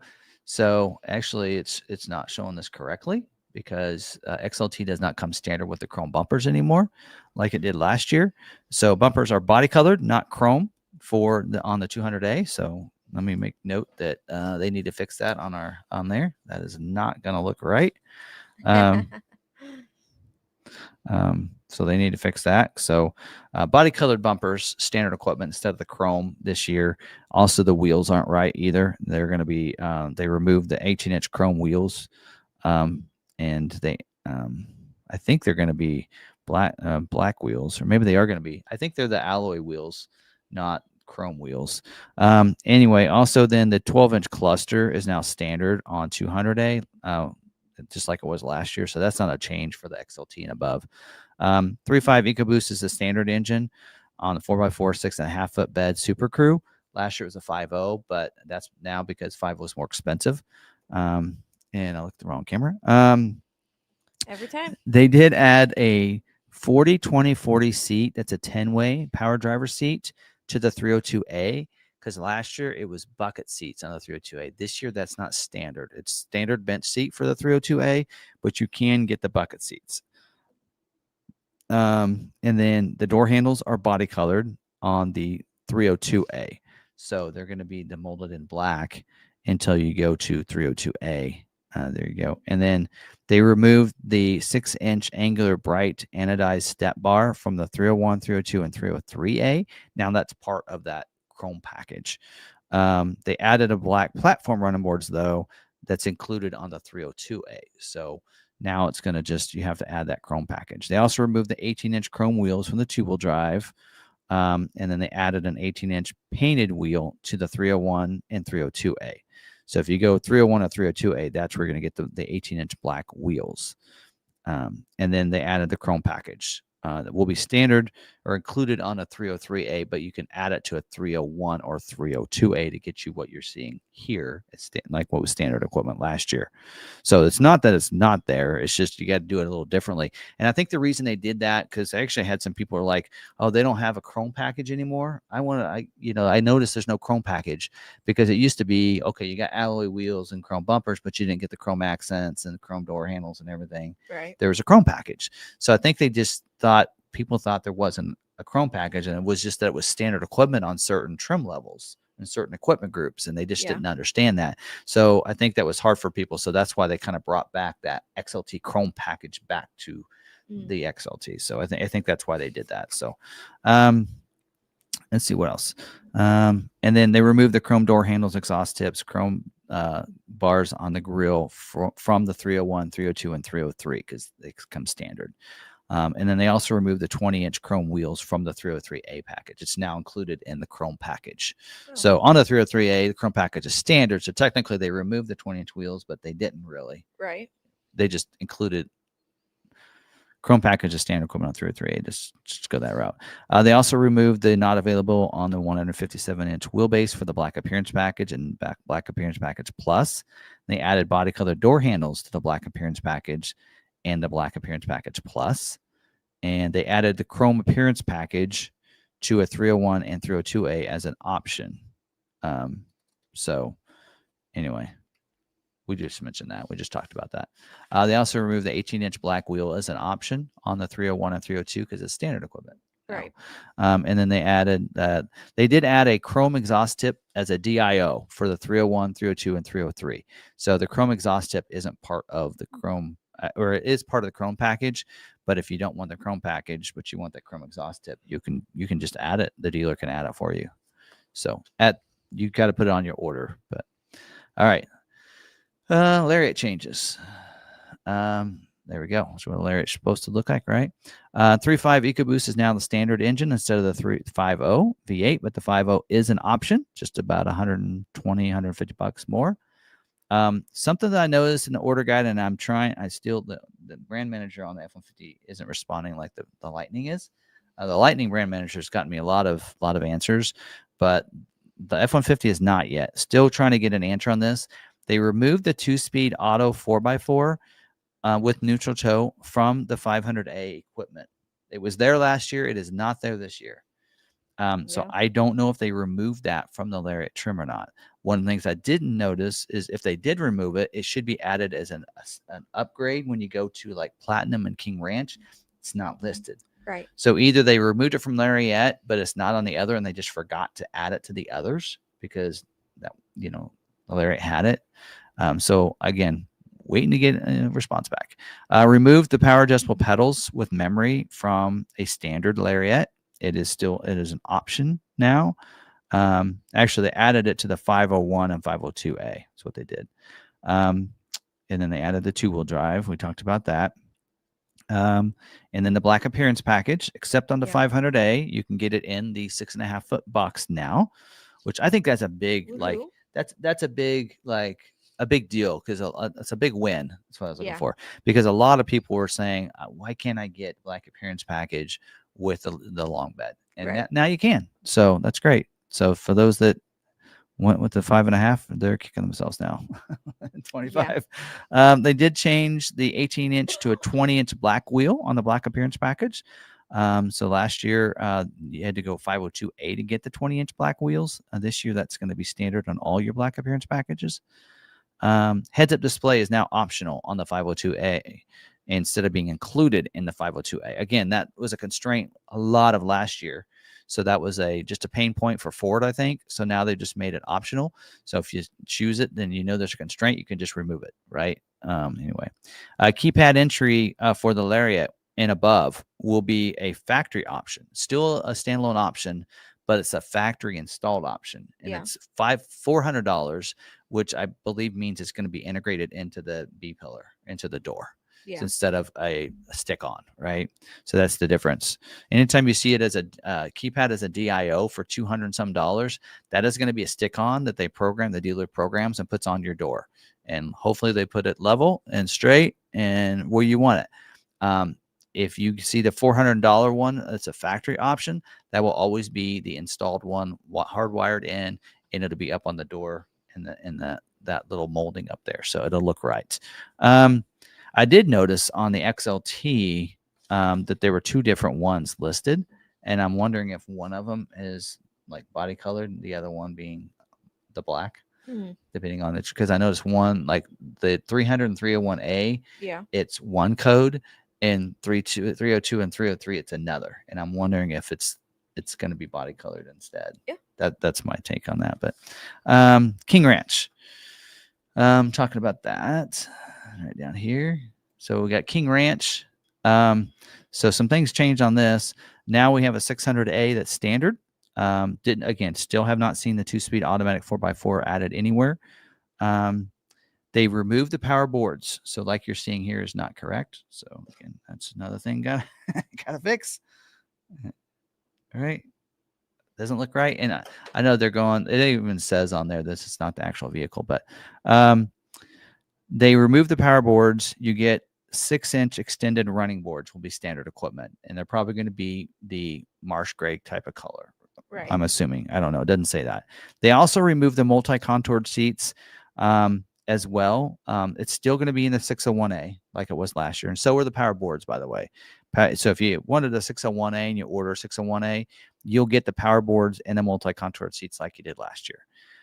They removed the twin panel moonroof and heads-up display from the standard equipment, and they also removed it last year. It was included in the 601A. It is not anymore. It's now an option. Both of them are an option for the 601A, and the twin panel moonroof is an option also on the 600A. But heads-up display does require 601A to get it. So again, making those constraint items, right? And I think this is smart. Items that are constrained, let's make them a standalone option, but require the package or whatever. Yeah. They have changed the Pro Power on board. Last year it was a 2 kilowatt. Now it's a 400 watt standard equipment. And on the hybrid, it was a 7.2 was standard kilowatt Pro Power on board. Now it's the 2.4 instead on those. But the 7.2 is an option, so you can upgrade to it for the hybrid. Added the 2-wheel drive configuration, right? They added the B&O Unleashed with 14 speakers to the 201A. So your 601A. So your 601A is going to get your power boards, B&O, and your multi-contoured seats. So that's pretty much what that package is those 3 items for that equipment group. They also added the Pro Access tailgate option for a 600 601A. So basically, when you get the bed utility package, it comes with the tailgate step and the applique on the back, right? But if you add this Pro Access tailgate as an option, then it switches it over. So that is something that was kind of a pain point, I think, on a lot of people because they wanted the Pro Access. They didn't want the Pro Access tailgate. They wanted the applique in the back and the tailgate step. Now that's going to be included when you get the bed utility package with the standard equipment on the King Ranch. It'll come with the tailgate step and the applique. If you want the Pro Access tailgate, then you add it, which we know is also a constraint this year. Again, that's kind of a theme here. Hey, here are the constraint items. Let's make them options now instead of included. That's smart. And then we mentioned they added the Pro Power on board as an option for the 600 and 601A, the 2 kilowatt, and then the 7.2 on the hybrid. We kind of talked about that. And then the factory keypad entry, still an option, but it is the factory installed, $455. Platinum changes. They added a 700A to the Platinum. So again, if you go 601A, you'll get a lot what you had last year. But now adding the 700A, again, brings the price down. You'll see price. We didn't cover prices, but you can see them right here. I'll leave that up. You guys can see those prices. But you can see now Platinum's like $72,000 instead of what it was before. But they removed the power deployable boards from, they didn't remove it. Power boards are still on the 701A, but it's not standard equipment. Also, the multi-contoured seats. Again, just like on the King Ranch, multi-contoured seats and power boards are going to still be included in the 701A and above, but it won't be on a 700A. So if you want to save some money and don't care about those, that's a way to do that. So you'll get a 6-inch extended black step bar. So it goes with your black appearance package on your 700A. So that will be... I think they can change that image, but so that's how that'll work. But if you go 701A, you'll get those power boards and the multi-contoured seats. Again, just like in the King Ranch, they changed that Pro Power on board to a 400 watt, and then 2-wheel drive configuration that will be available on a 700, 701, and 702A, but not on a 703A. And then they added a platinum satin appearance package to the 700, 701, and 702A. So again, I'll give you the look of the 703A without that experience and some other things. Pro Access tailgate option. Remember, they added that. Again, just like with the King Ranch, you're getting the applique in the back and then tailgate step as part of the bed utility package, which is standard equipment on a 700A. And then if you want the Pro Access tailgate, you just add it as an option. And then the twin panel moonroof is now an optional equipment on the 702 and 703. So there you go. Last year it was standard on those equipment groups. And where is the heads-up display? Did I miss that? I think heads-up display is a standalone option. I think last year it was as well. So I don't think that changed. That's why I don't think it's in my notes. Trimmer right here. So some changes to that. Not a lot of standard equipment. They did add the premium wrapped steering wheel.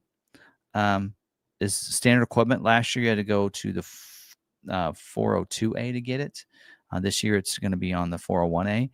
They removed the hill descent control from the 401A. Now I think you got to go to the 402B to get it. Am I right? Yeah, I think it's in there. Maybe it's 402A. I think that's in the 402B. So they removed the hill descent control. Actually, they removed it altogether, but you really don't need it because what you're getting with the Tremor is you're getting that trail control, which is cruise control for the trail. It's basically your hill descent control. So it's the same thing. So no need for hill descent control when you have trail control. And then they added that 402B equipment group. And so what that equipment group is going to get you is the front axle with the torsion differential, gets you the heated steering wheel. Here's where you're going to get that 2-speed auto four-wheel drive with a mechanical locking 4-wheel drive and a high lock transfer case, the media bin door, power adjustable pedals with memory, upgraded mirrors with the spotlights and auto dimming and the approach lamps, rain sensing wipers, the leather. This is where you get your leather with the heated and ventilated and memory, and you get garage door openers. So it's a great way for you to go, not have to spend here. Let's go into that Tremor, because it's a great way to go to that. You see there for $4,000, you can go that 402B and don't pay the almost $11,000 to go to the high equipment group. And if you don't care about the tow haul, bed utility, mobile office package that's included on 402A, you don't care about the B&O Unleashed or the front bumper, it'll basically be the same bumper as a 401A. It's a great way for you to save some money, get the leather. You get the upgraded with the torsion differential, the front, and the your 2-speed 4-wheel drive with the high-speed transfer case. So you get all those capabilities, right? And, power adjustable pedals and all that. Heated steering wheel without going and spending $11,000 to go to the other one. A lot of that price upgrade is that front bumper and, of course, your tow haul, bed utility, and the mobile office packages, right? Because when you go 402A, you gain those 3 packages: that front bumper, the carbon black rear bumper, heated second row seats, LED fog lights, your B&O, and your ambient lighting. I'm looking at that going, other than the bumper, gosh, that seems like a lot of money. I think a 402B is going to be a kind of a game changer for this trim level. So they did remove the heads-up display from the 402A. It is optional on the 402A now instead. They also added the twin panel moonroof to the 402B. It was optional on the 402A only. So now it's an option on both. So it's not included, it's optional. And then they added the keypad. Last year it was a DIO. They added it now as the $400 one that you can add. So there you go. And then Raptor, they didn't really do it a lot with the Raptor. One of the things that I noticed on the Raptor is they removed the heads-up display completely. It's not even an option. Yeah. Which I thought was kind of crazy. At least, make it an option. Nope, it's not even an option at all. And then they did change the wording on the McArthur seats. Now they removed the words unique leather seating surfaces. Now it says black Alcantara and Recaro seats. I think they're the same. I just think they revamped the wording. And then they added the keypad entry as a factory option instead of a DIO. So anyway, so there's that, all that fun stuff there. But yeah, there's how thick the order guide is. But you'll see there's a lot of things on there that the major changes page, and I know somebody will put this out on the internet somewhere. You probably can search for it and find it, and people will look at the major changes and go, oh, they didn't really change much on the F-150. But you watch my What's Changed video and what we just talked about there, and you go, no, they actually did some significant things. And I think, my opinion, as a person that's been covering the scheduling notes Yeah. for the last year on 25 and seeing the constraints for the F-150, I think it's a lot of the things they did are pretty smart. And why they didn't do it before, right? Why they didn't make that part of job too. But at least now they're waking up and they're listening, and they're listening to customers, making that 5.5-foot bed available, or the 6.5-foot bed available with block appearance package. People have been asking for that for years. So and there's no reason why they couldn't. I mean, there's nothing on it they couldn't do to a long bed. So. All right. Any questions? No. Or people really eager to hear about the lightning changes? I think they were just really eager. Are they? Got lightning people in? And if you watch this later, check out the timestamps. We'll have timestamps for this. We're going to section this out. Maybe I'll flip this up. Oh, I'll do that again just so that I know where that break is. Yeah. I forgot to tell you that we have a vehicle with the wrong color on our website. Yeah. With everything going on this morning, I forgot that someone told me about that as I walked through the door to the dealership. Oh. So. Well, those come over, and I don't usually look at the colors because they automatically, it defaults and brings it in. So the system, sometimes that system changes and messes up, and that's probably what happened there. But you have to let me know so I can fix it. But I asked Lebo how Will is. He's like, Will with one eye, because our Will is not here. Because there is a Will with one eye. Mm-hmm. W-I-L-L. One eye. And without the W, he's ill. Oh, that's why he said William is not here. The Will with one eye, because William is not here. William has two eyes. My gosh, that went right over my head until you did that. Anyone else tell I'm tired? Will, I am. All right. Let's get into talking about the changes to the Lightning. All right. So, breakdown on Lightning, the Series Pro. Now, the order guide does say it's going to be fleet only, but the brand manager did say it is going to be available as a retail order. So, if somebody wants to retail order a Pro, they can. They will just not get any of the retail incentives if they order it. But in January 2026, it won't matter. Right? Yeah. Tax credits are gone. Anyway, STX is basically, the way they're making it is STX is replacing the XLT trim level. Right. They do actually, it's a different equipment group because XLT was 311A and this is 310A, I noticed. So they did change it a little bit. But so when we go through that and we say, hey, this has changed on STX, well, technically STX is new, so that's all new, but they're basing it on what the XLT was like because it kind of fits in that same thing. So you won't see XLT. So Pro, STX, Flash, Lariat, and Platinum. And I've had some people, and I think they got a point, is you don't see the Flash name anywhere in any of the Ford stuff. Why don't they just change the name of the Flash to XLT? Yes. Why not just throw this STX? Well, I think they can't do that because XLT was equipped basically what STX is. So they can't just... Anyway, so there you go. So there's that difference there. Colors, new colors, Argon Blue, Marsh Gray, and Ruby Red are new colors. Rapid Red is discontinued. Space White, just like on F-150. Iconic Silver. You will not be able to get that on a Lightning, but you will be able to get it on a gas version of the F-150. So anyway, so that's some color changes there. Here, let's go back to this and let's pull up. We do have the F-150 Lightning on our website. So if you want to build it out, you can. Nice grammar I got there. Here's your breakdown in prices, and that's before destination charges. So, you have that STX starting at $63,345, and the Flash at $65,995. And STX will be, actually, let's get into this. So here's a major change to the mechanical features. They did away with the 98 kilowatt standard range battery. It's no longer, not even available. It was standard equipment on the Pro, and it was also on the XLT. It's gone. Now you basically have the 123 kilowatt extended range battery is now standard on the Pro, STX, and Flash. And the 131 is standard equipment on Lariat and Platinum. Package changes. We have new package, the Ford connectivity package, like we'd expect.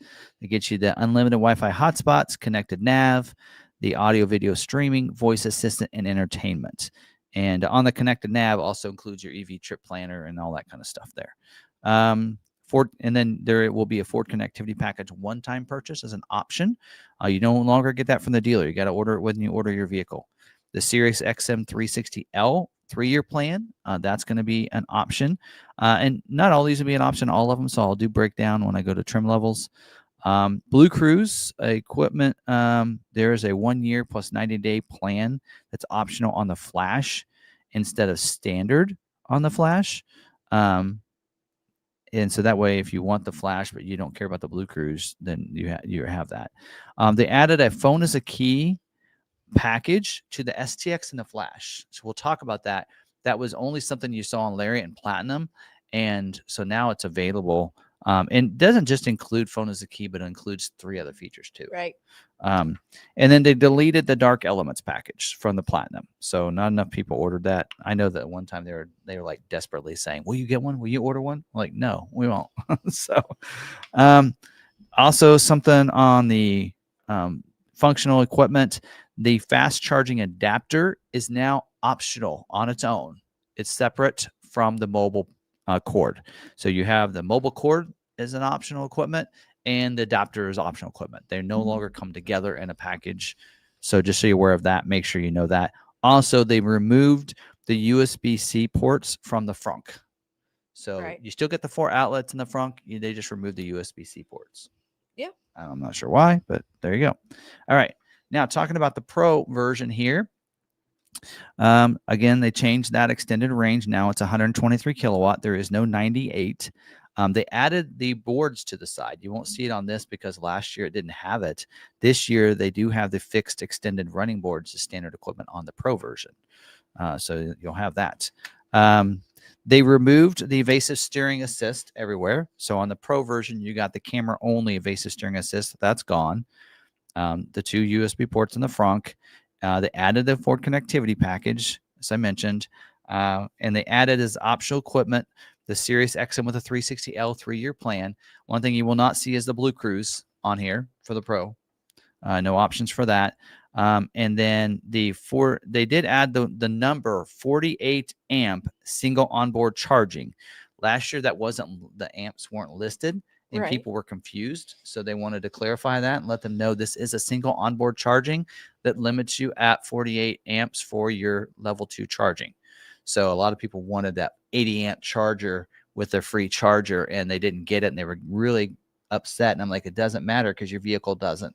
It's only a single onboard charger now, unless you have a Pro that's still an option on the Pro to get the dual onboard charging with the 80 amps. So that is still an option for those fleet companies, but not on anything else. And then they also added the electronic locking differential and the hill descent control as an option.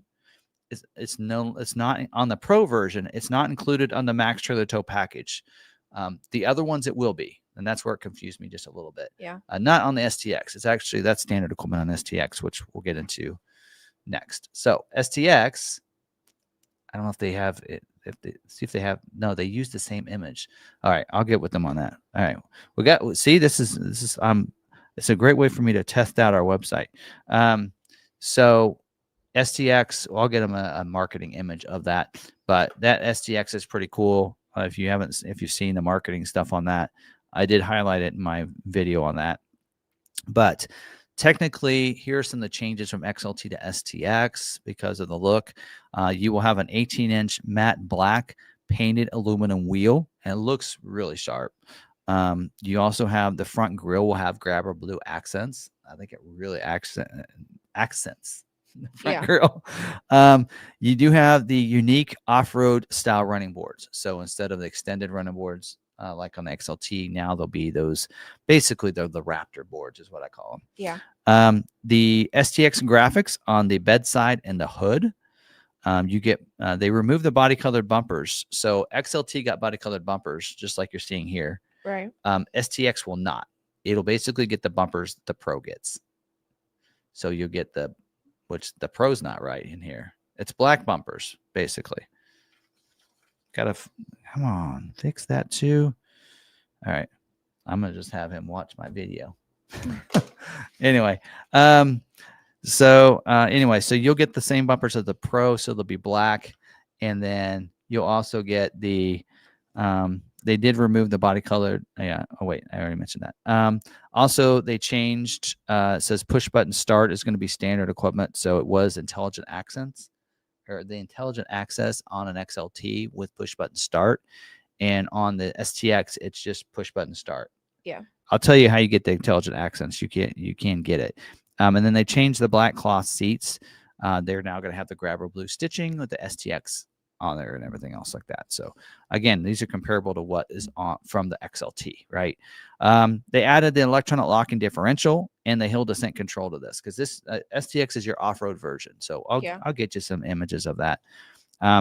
They added a phone as a key package to the STX, and that package is going to get you phone as a key access, but also get you the keypad entry, which is going to be on the door. So it's going to be integrated in, and it's going to look right. Body colored door handles, and you get the intelligent access for the front doors. Yeah. Not all of doors, just the front doors. So that's where you get that intelligent access on the STX. And then, of course, some of the packages they added, like the Ford connectivity package, one-time purchase, the Sirius XM with 360L I mentioned. You can, if you don't get the phone as a key package, you can still get a keypad entry as a freestanding option instead of a DIO. So it will be the $400 one that's hardwired in. And then they added a black vinyl flooring as a freestanding option. So you get carpet, but if you want the vinyl flooring, you really off-road in this thing, you can do that. And then you can delete the graphics. So if you don't like the graphics, you can delete the graphics. Yeah. So, all right, flash. Changes to this. They removed the evasive steering assist from there. I don't think a lot of people liked it anyway, but they removed the intelligent access. You still get the push button start. And again, we'll talk about intelligent access in a second. Yes, it's part of this package we already talked about, which actually is next. They added the phone as a key package, right?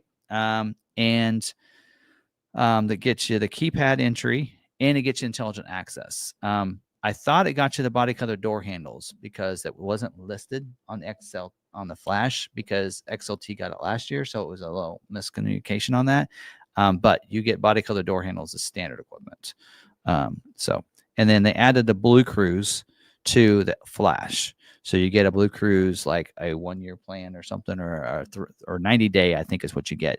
And then you can add the Blue Cruise one-time purchase, and you can add the Ford connectivity package one-time purchase, the Sirius XM 3-year plan, and then the keypad entry is a freestanding option if you want. If you don't want that key, the phone is a key option there. So, and there you go. There's that. All right. Lariat trim level. So Lariat, they changed the wording of the advanced security package. It's now called the anti-theft package. We saw that with Mustang when they did that. And then they added the Ford connectivity package one-time purchase. Didn't have that last year. The Sirius XM 3-year plan, which we didn't have last year. And now there's a Blue Cruise one-time purchase. So last year, you did it through the dealer. Now you do it when you order your vehicle. So if you know you want these, do it that way. Otherwise, you can sign up to Connected Services to get like a revolving plan every year, right? Yeah. So, platinum trim level. Did away with the dark elements package, right? Talked about that. They made a few appearance changes. So the front skid plate, a lot of people said, I didn't know it got a skid plate. Well, what they're talking about is this little thing right here. So on this end, it's black. They called it Vader Black. Now that's going to be dark matter gray. So it's going to be a lighter color. Inside, they added the wordings. This is what it says. Light oil rubbed bronze accents. So I can't wait to see the inside of one because I mean, and we won't see that until they get the building price up. So it'll probably be January when we see that. Right. But there you go. And then they added the Blue Cruise one-time purchase, the Ford Connectivity Package one-time purchase, Series XM 3-year plan to that trim level. So there you go. So a little less changes to the Lightning, but there you go. And then I don't know if you want the breakdown on colors. I actually have that here. But the new colors, Argon Blue, Marsh Gray, and Ruby Red, are basically available on both Pro, Flash, Lariat, STX, and Platinum. So they're all available on all those colors. But there are some colors that aren't available on Platinum. They're available on the others. What's missing? I'm trying to figure out what's missing there. But Marsh Gray, Oxford White isn't available on a Platinum, but all the other colors are. All right, that's that. All right. Break down that, and then we'll be doing the videos. We'll start the gas version videos this week. I don't know. That's the question: is do we mix in the Lightning ones along with it? Because there are people on Lightning that really want those, and so maybe I mix in and do one of each day for a while. I don't know, but I was going to do the gas version and then the Lightning. Most of the people I know that I did the Lightning changes video first, and people were angry. Like there are people like, what about the gas version? Who cares about this Lightning truck? Nobody buys an EV and this and that. And I'm like, whoa, hold on. People do. For one, here's the order guide difference, right? You have 5 trim levels that are, because there's so much standard equipment on a Pro, right, versus 8 different trim levels with a lot of packages on a. There's a lot more to go through. It took me a lot longer. I will tell you probably because, I mean, I could throw that in the chat GPT and what's different, but I did that once and it doesn't get everything. I like doing it the old school way, and look at it that way. And but it takes me a while. Like I think I think it took me like 3 or 4 hours to go through. I learned by doing so.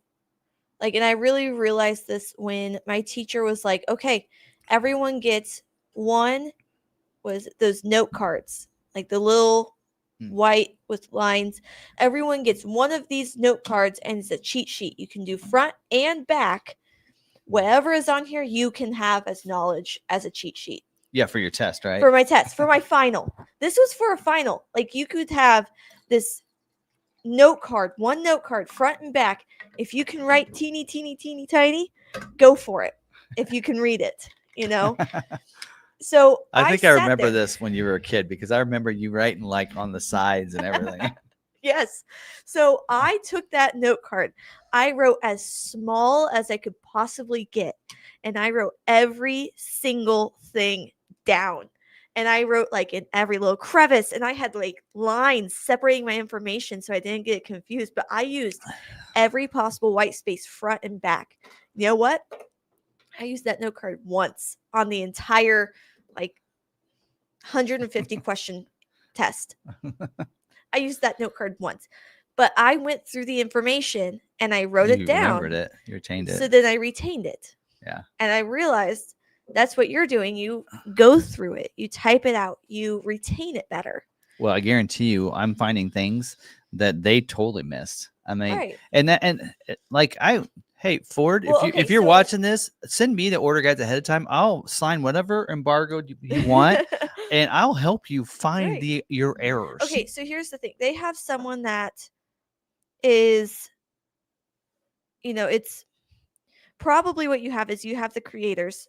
We have our people that go through the engineers. They're making the changes. They don't go through and list out every single change that they're making. They just do it. And then you have to have someone that lists it out. And then they don't realize what is changing between the model years. The engineers might do. Yeah.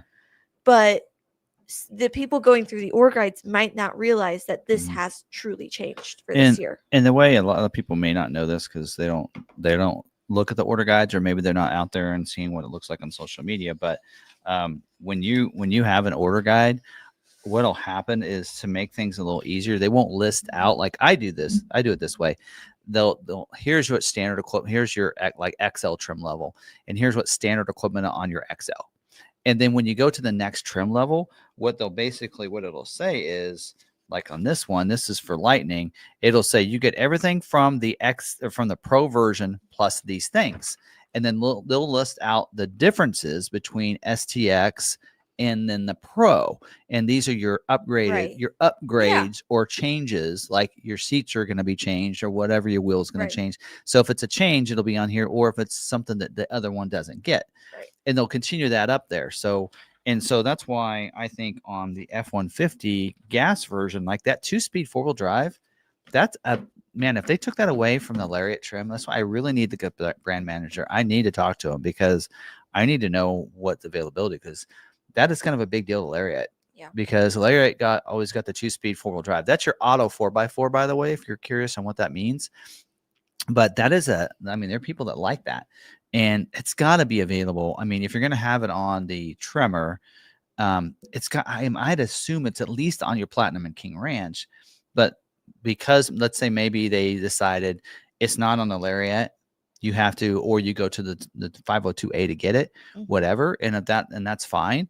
But then probably because they removed it from that. So on King Ranch, which gets Lariat plus these features, they didn't think about it, because last year you got the 2-speed 4-wheel drive. So they probably didn't think about it, because last year order guide, they didn't have to list it because it was standard on Lariat. Right. Right. Yeah. And so that's where they mess up and they forget things. Because actually, if you look at the Lightning order guide, if you look at it, the major changes, like they actually list out on page 2, the phone is a key. Oh yeah. And they mentioned that phone is a key on the STX. Phone is a key gets you these 3 things, as well as phone is a key. The keypad, the door handles, body color door handles, and the intelligent access. And it says the same thing for flash.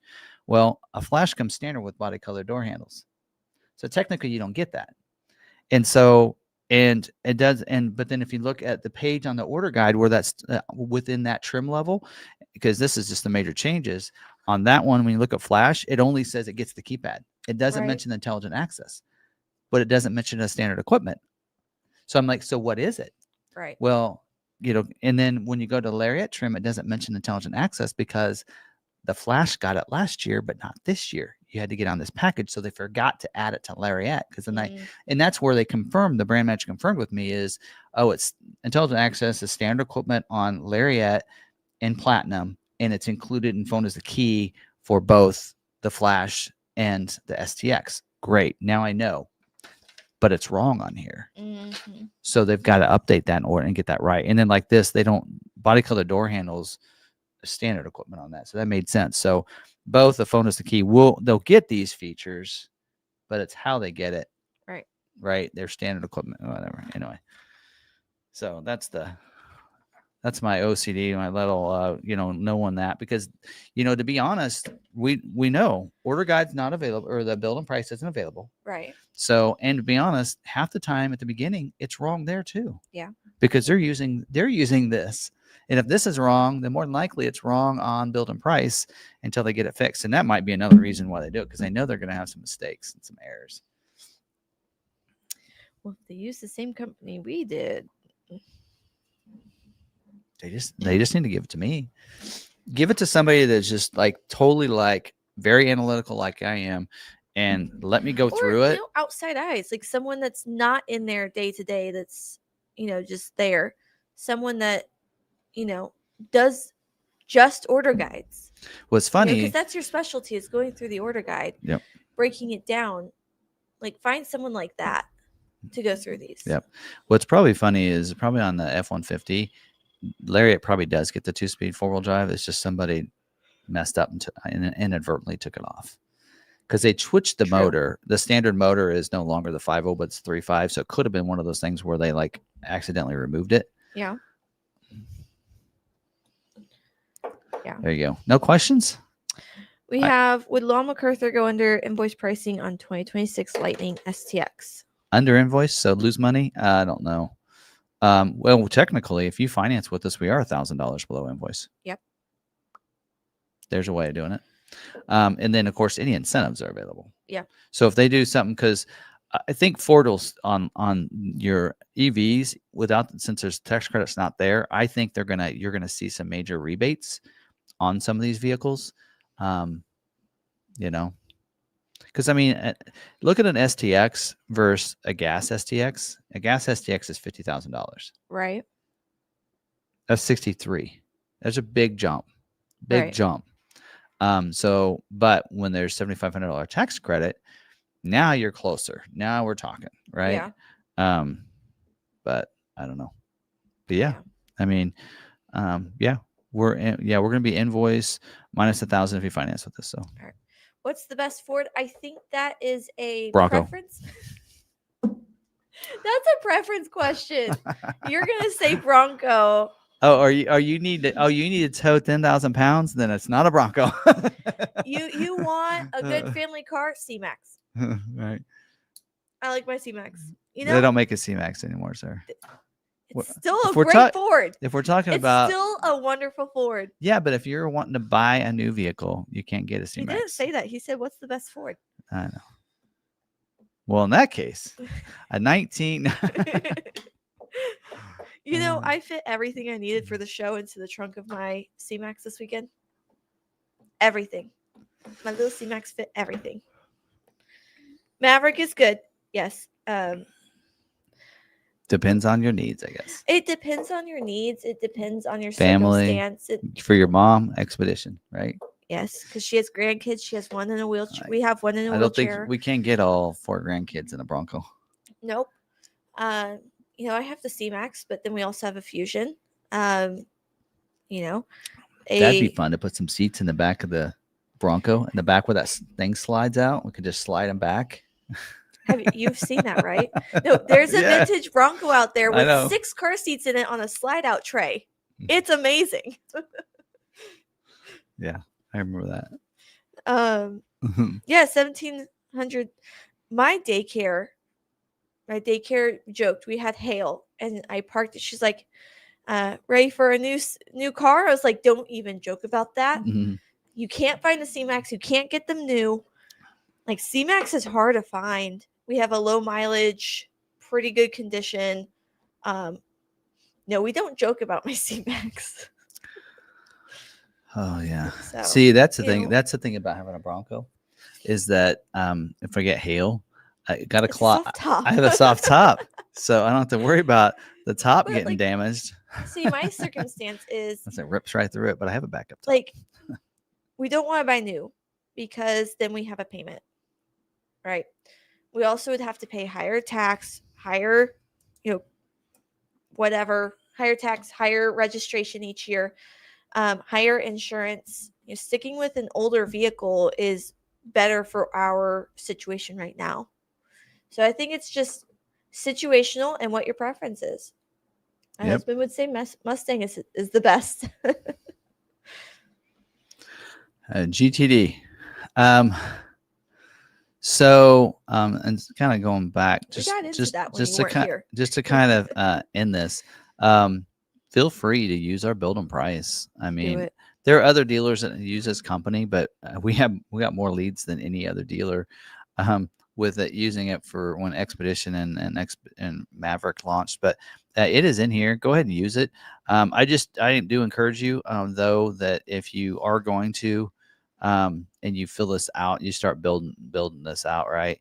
And you come to that where you're like, okay, that's what I think I got everything I want. I want to see that price. You can actually see it right down there. Hit the confirm selections. You can right click on that. Should be able to print that, or you can screen grab this, right? Use your phone to grab it. Take that to your dealer. Don't fill out the form. If you want to order with us though, fill out the form.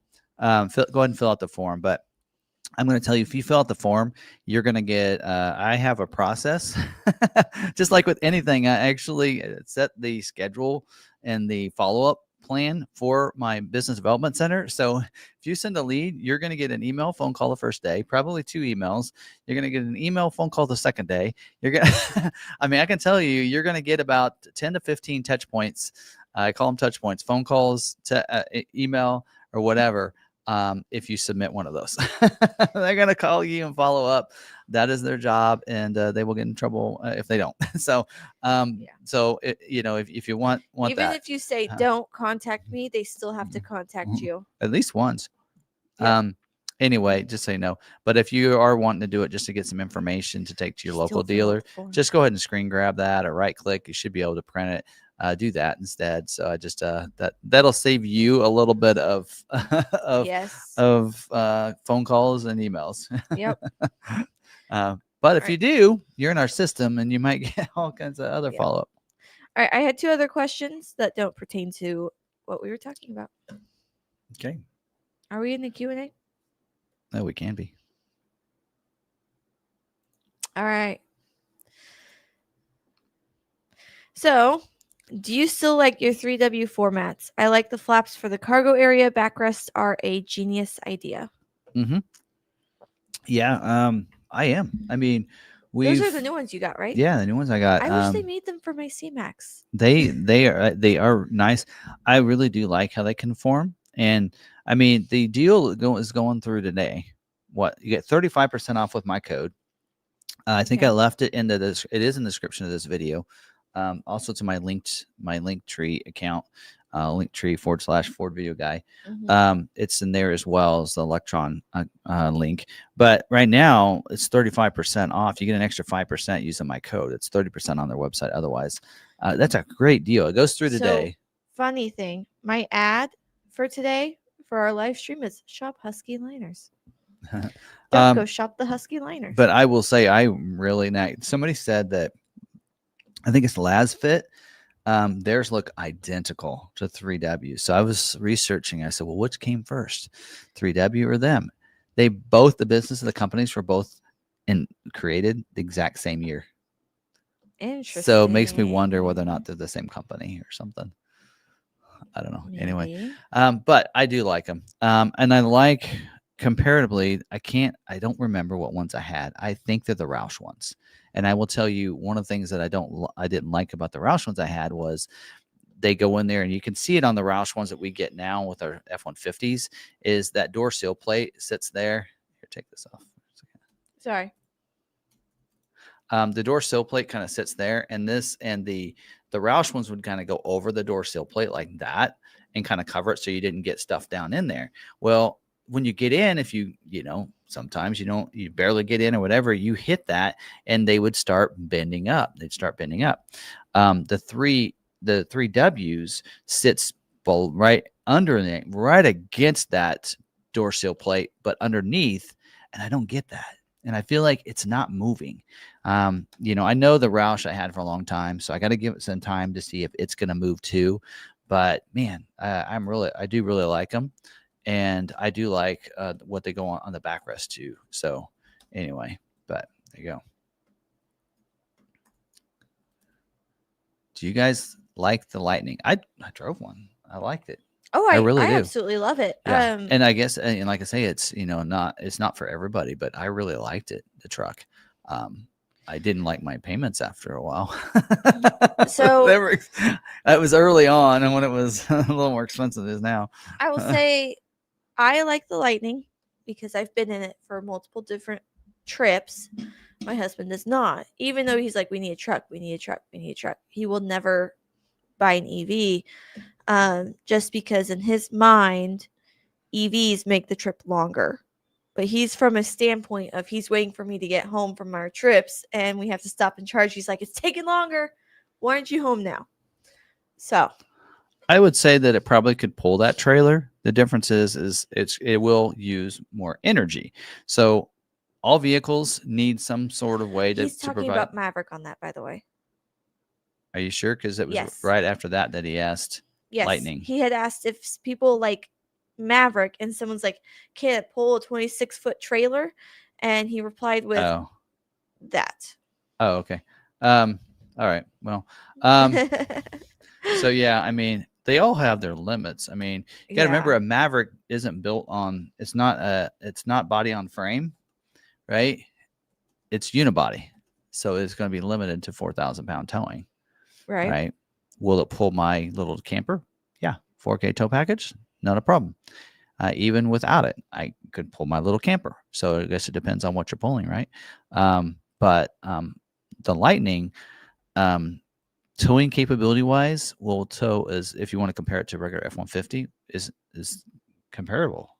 It's but again, it's all about power, and it's all about energy. A vehicle needs energy to move. Whether you have a gas vehicle or you have an electric vehicle, it takes energy to move the vehicle. And the heavier it is, the more resistance you have, the more energy it takes.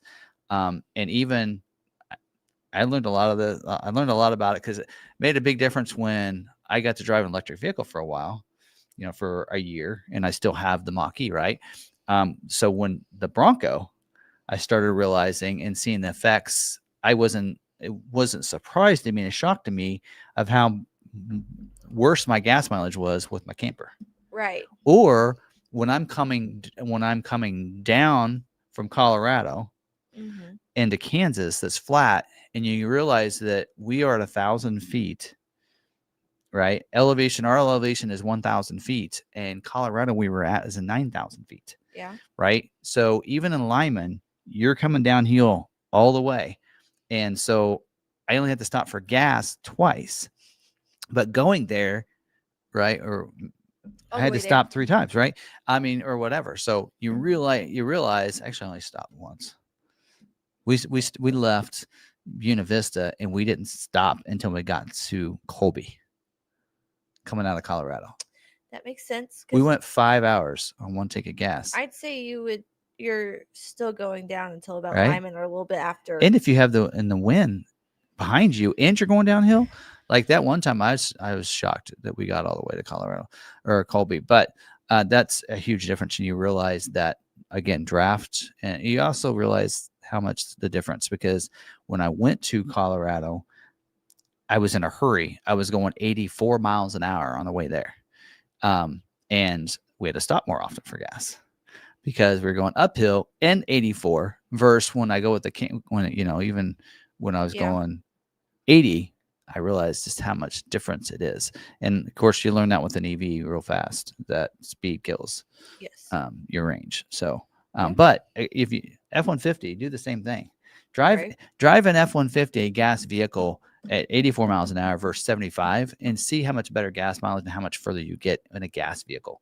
It's no different. It's the same thing. Yeah. The difference is you can fill up faster and you can maybe be able to go further. Yeah.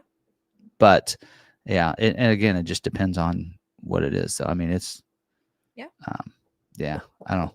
I really like the Lightning, but you just gotta realize what you have there. So, yeah. So how long have you guys been with Ford? I've been working at this dealership for 24 years. Yep. And I've been working here full time for 7 years, but off and on for another 4 years before that.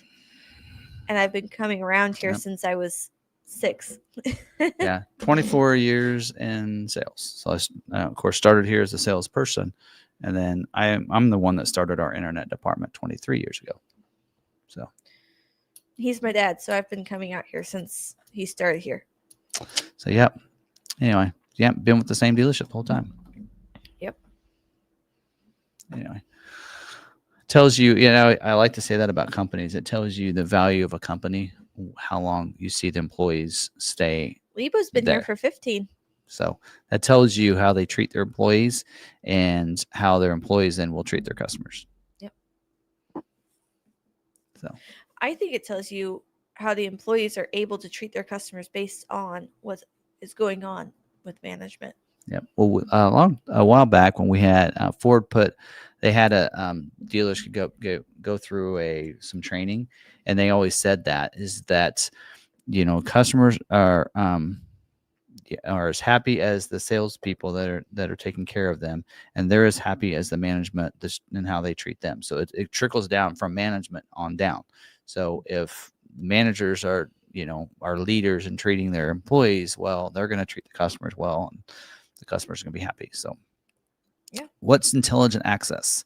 That is where you put your hands in a door handle. So, it's my favorite feature on my C-Max.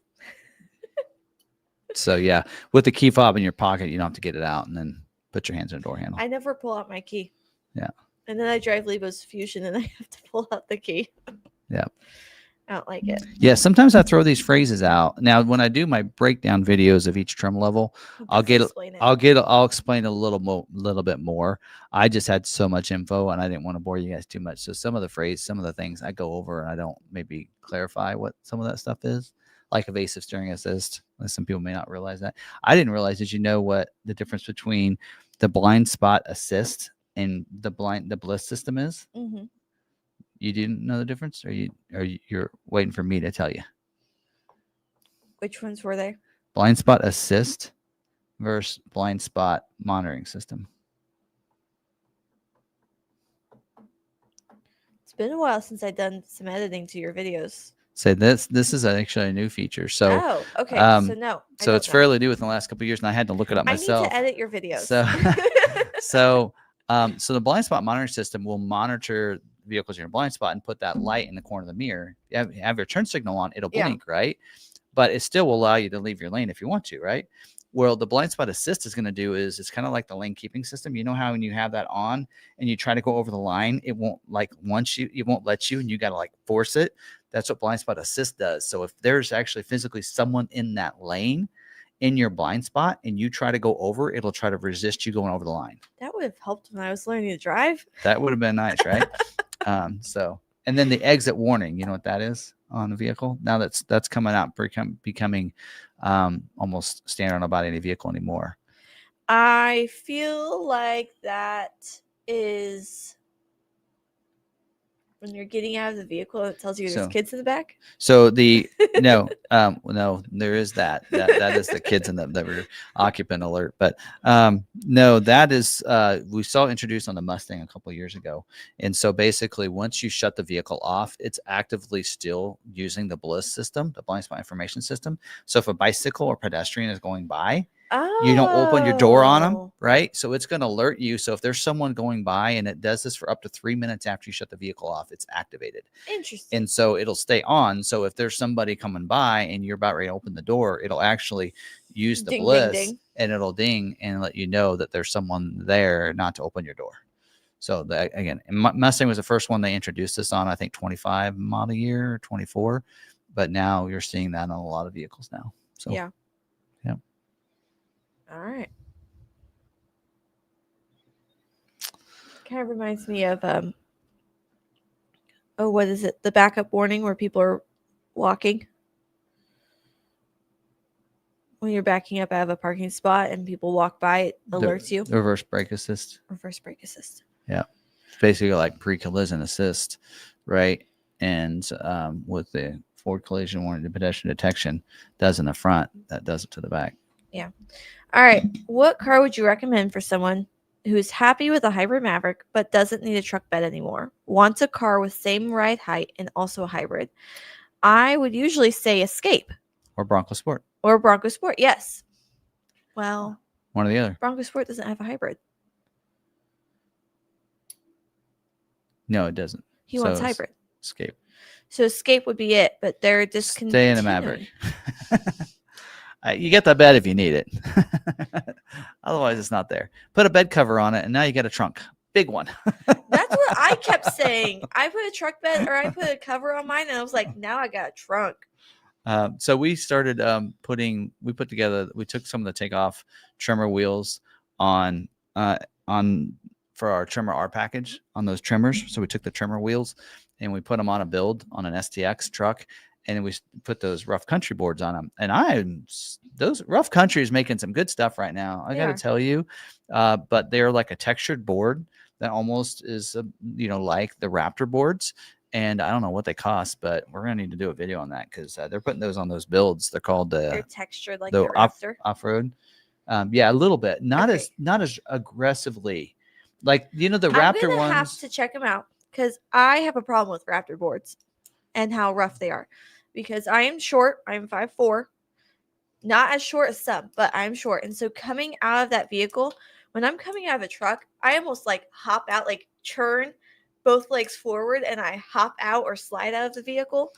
So then you're the one that gets dirt all over their legs from the running boards. Yes, but on a Raptor, it's rough, and so it will scrape the back of your legs. Well, okay. So if you had a smooth running board, would you like to know what it's going to be like in the wintertime when if it's not textured? Well, then I'm wearing pants. I'm just saying you're going to fall out, and then Ford's going to get sued. So Okay, that's but why you have to texture. No. Textured, like on the F-150, like the regular running boards where it has some ridge to it, is one thing. But this is textured all the way around with like bedliner texture that is super scratchy and rough. Yeah. It's mean. Or I come up to the vehicle and I go to get in, like hits it. So the rough country ones aren't textured on the sides. Okay. Just on the top. Or they are textured, but not as rough. Like the ones on the Raptor boards. I'm gonna have to check them out. Maybe I need to do my own short girl reviews here. Maybe. Anyway. I think I'm actually average height. I don't think I'm considered short. Shorter than you, shorter than my husband, shorter than my brother. All right. Any other questions? Are you up to discussing tariffs? Nah. I mean, I don't think it's something we need to be bothered by. I mean, we haven't seen the impact on the Maverick. Well, I mean, this one's saying if they're ruled illegal, do you think Ford will reduce prices? Oh. Or offer some sort of rebate? Maybe. I don't know. I mean, yeah. I was gonna say if you're talking tariffs, we haven't seen prices really increase that much. They are, no. And they're not, and you don't see them on the Maverick moving the production somewhere else yet or anything. No. So I mean, I thought it would be more of an impact on that, but no. I mean, I think if they do make it, then like Douglas said, I don't think they're going to go anywhere. I don't think they're going to be dubbed illegal. No, because I mean, we've had tariffs for how long? Oh yeah, forever, right? I mean, tariffs have been around. Yeah. So, anyways, we don't need to get into that. It's a form of negotiation between countries on their goods, right? Coming in and out of the countries. So, just like coming in and out of different counties, sometimes, you do the same thing. So, yeah. All right. Anyway. All right. So there we go. There's that. So that was all the questions I had. Okay. Well, not much else. Yeah. Next week we'll talk Rebel Rally, right? Because that'll be starting. So next, when's it start? The 9th or 10th is when. The 9th is.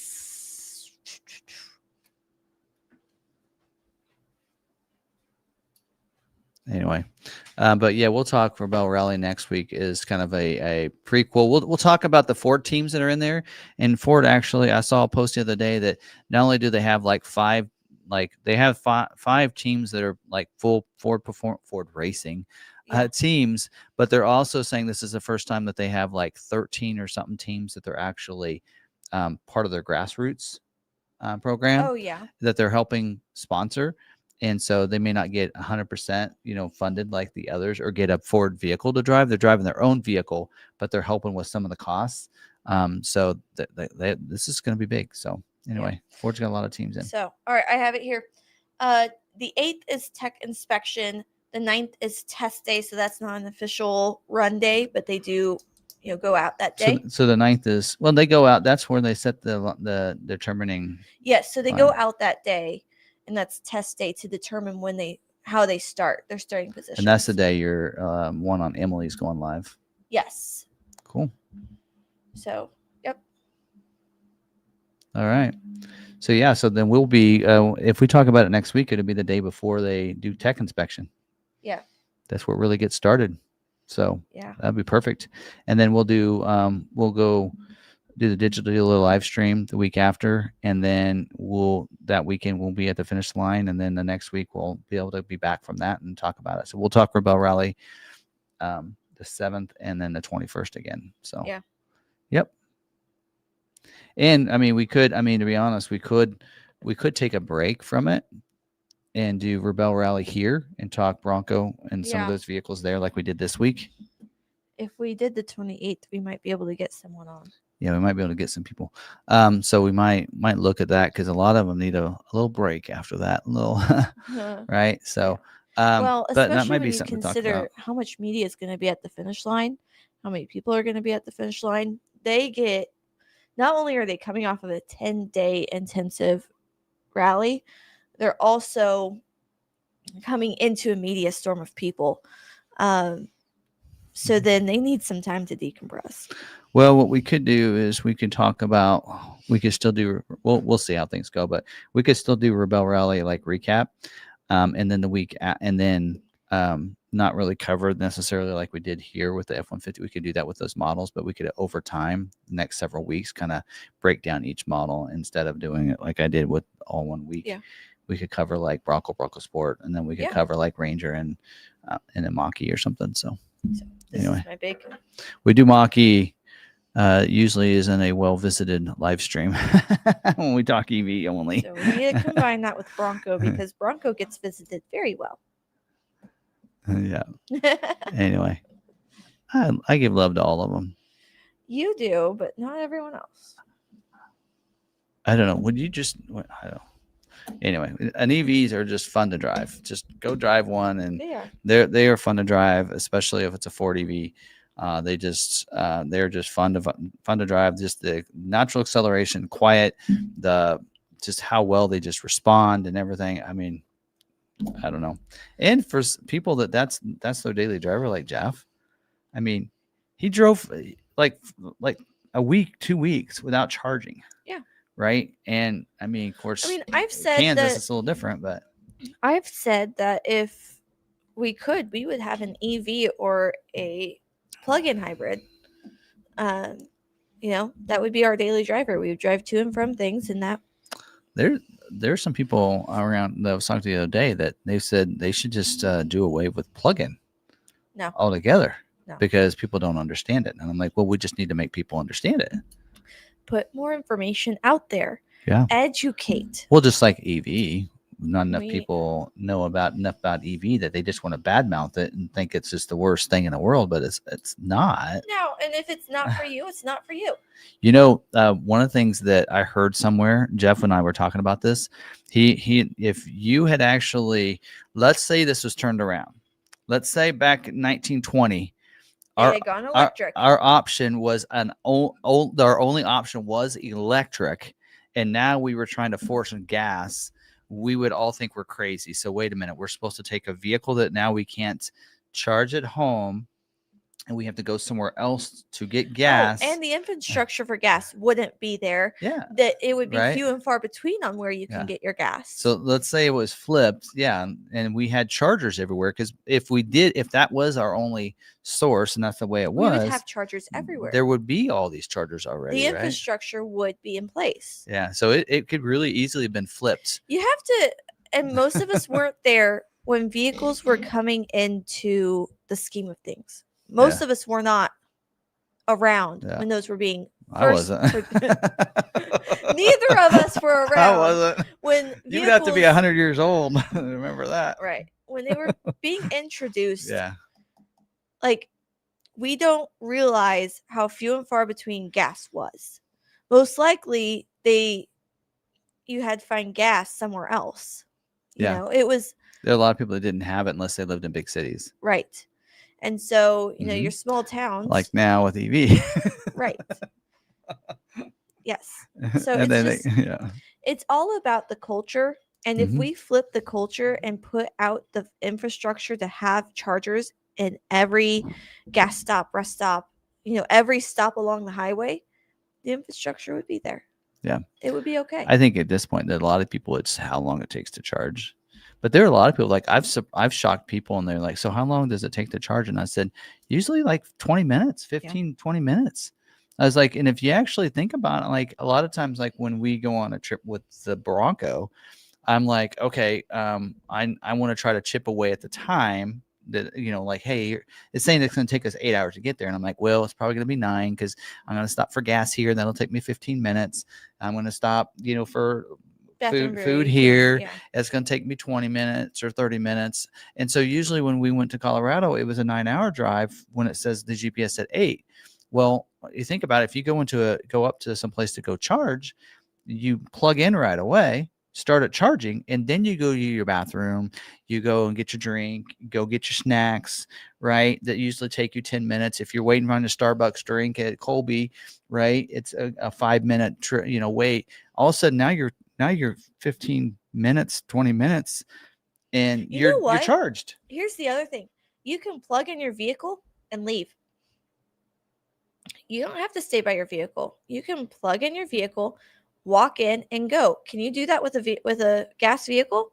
You can't put the gas thing in and leave. You're supposed to stay there. Yeah. You're supposed to stay by your vehicle. I remember doing that when I was younger, though. I did that a lot when you were younger. Don't do that. It's not okay. It's how fires happen and how explosions happen. But with a gas vehicle, you have to stand there and wait for it to fill up and then go inside and do your things. Yep. So when I fill up, like, I've done that a lot of times. It's if we can do it in 10 minutes, I'm happy. And so like if I can gain 5, like if I'm going over 80, I'm going 84. I can usually gain 5 minutes, before when I in between fill ups, and then I can get 10 minutes. Then I'm only lost 5, and then I gained the 5 back. Right. So that's usually what happens. Right. So here's where when we were going to Michigan, you would fill up, and I'd go to the bathroom and get snacks and do what I need. I knew I had a certain amount of time to go to the bathroom, grab my snacks, look around, and I still made it to the car before you. Yeah. Because you were filling up. Yeah. Yep. But a lot of times, like you might fill up more often. Well, like on an EV, like what's your, like our range was. It's perfect for people with kids. When we went to, kids need wiggle breaks. Dogs need wiggle breaks. So stop. Usually there's a park or a dog run right there near your charging stations anymore. So just let your dogs and kids have a wiggle run, and then by the time you're done, you're good to go. Yep. So, all right. Yeah. Anyways. Right. Yep. We've now hit 9:30. All right. Well, appreciate everybody for joining us, and we got some new in a while. Got some new viewers and everything. So hopefully you guys enjoyed it, and So we'll start tomorrow. XL video has already been recorded for the F-150, so we'll get that one out tomorrow, and we might, I don't know. I almost like the idea of doing the F-150 Lightning, videos in there too. Maybe we'll do the gas vehicles and then use the Lightning ones on the weekend or something. But anyway, I feel like we kind of need to get those in there too. So anyway, and then of course we got Chris in here.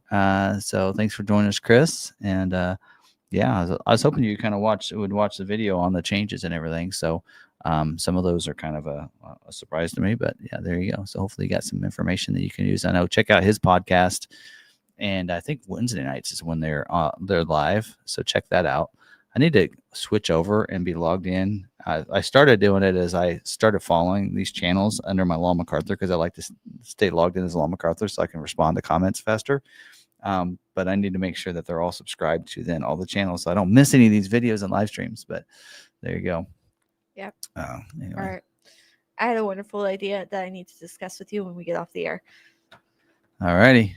So anyway, we will be on tomorrow night, he said. So there you go. So go check that out, because I'm sure they're going to talk F-150 Lightning, right? And maybe the changes. Yeah, that he's gotten all the information from you. Well, let me know if you need me to jump on. Maybe I can help in any way. Maybe I should be at home, but it's usually a little quiet around our homestead. But anyway, if you need me to jump on, let me know. I'd be willing to help, or I can just be in the chat answering any questions you might have. So anyway, all right. That's it. Yep. All right.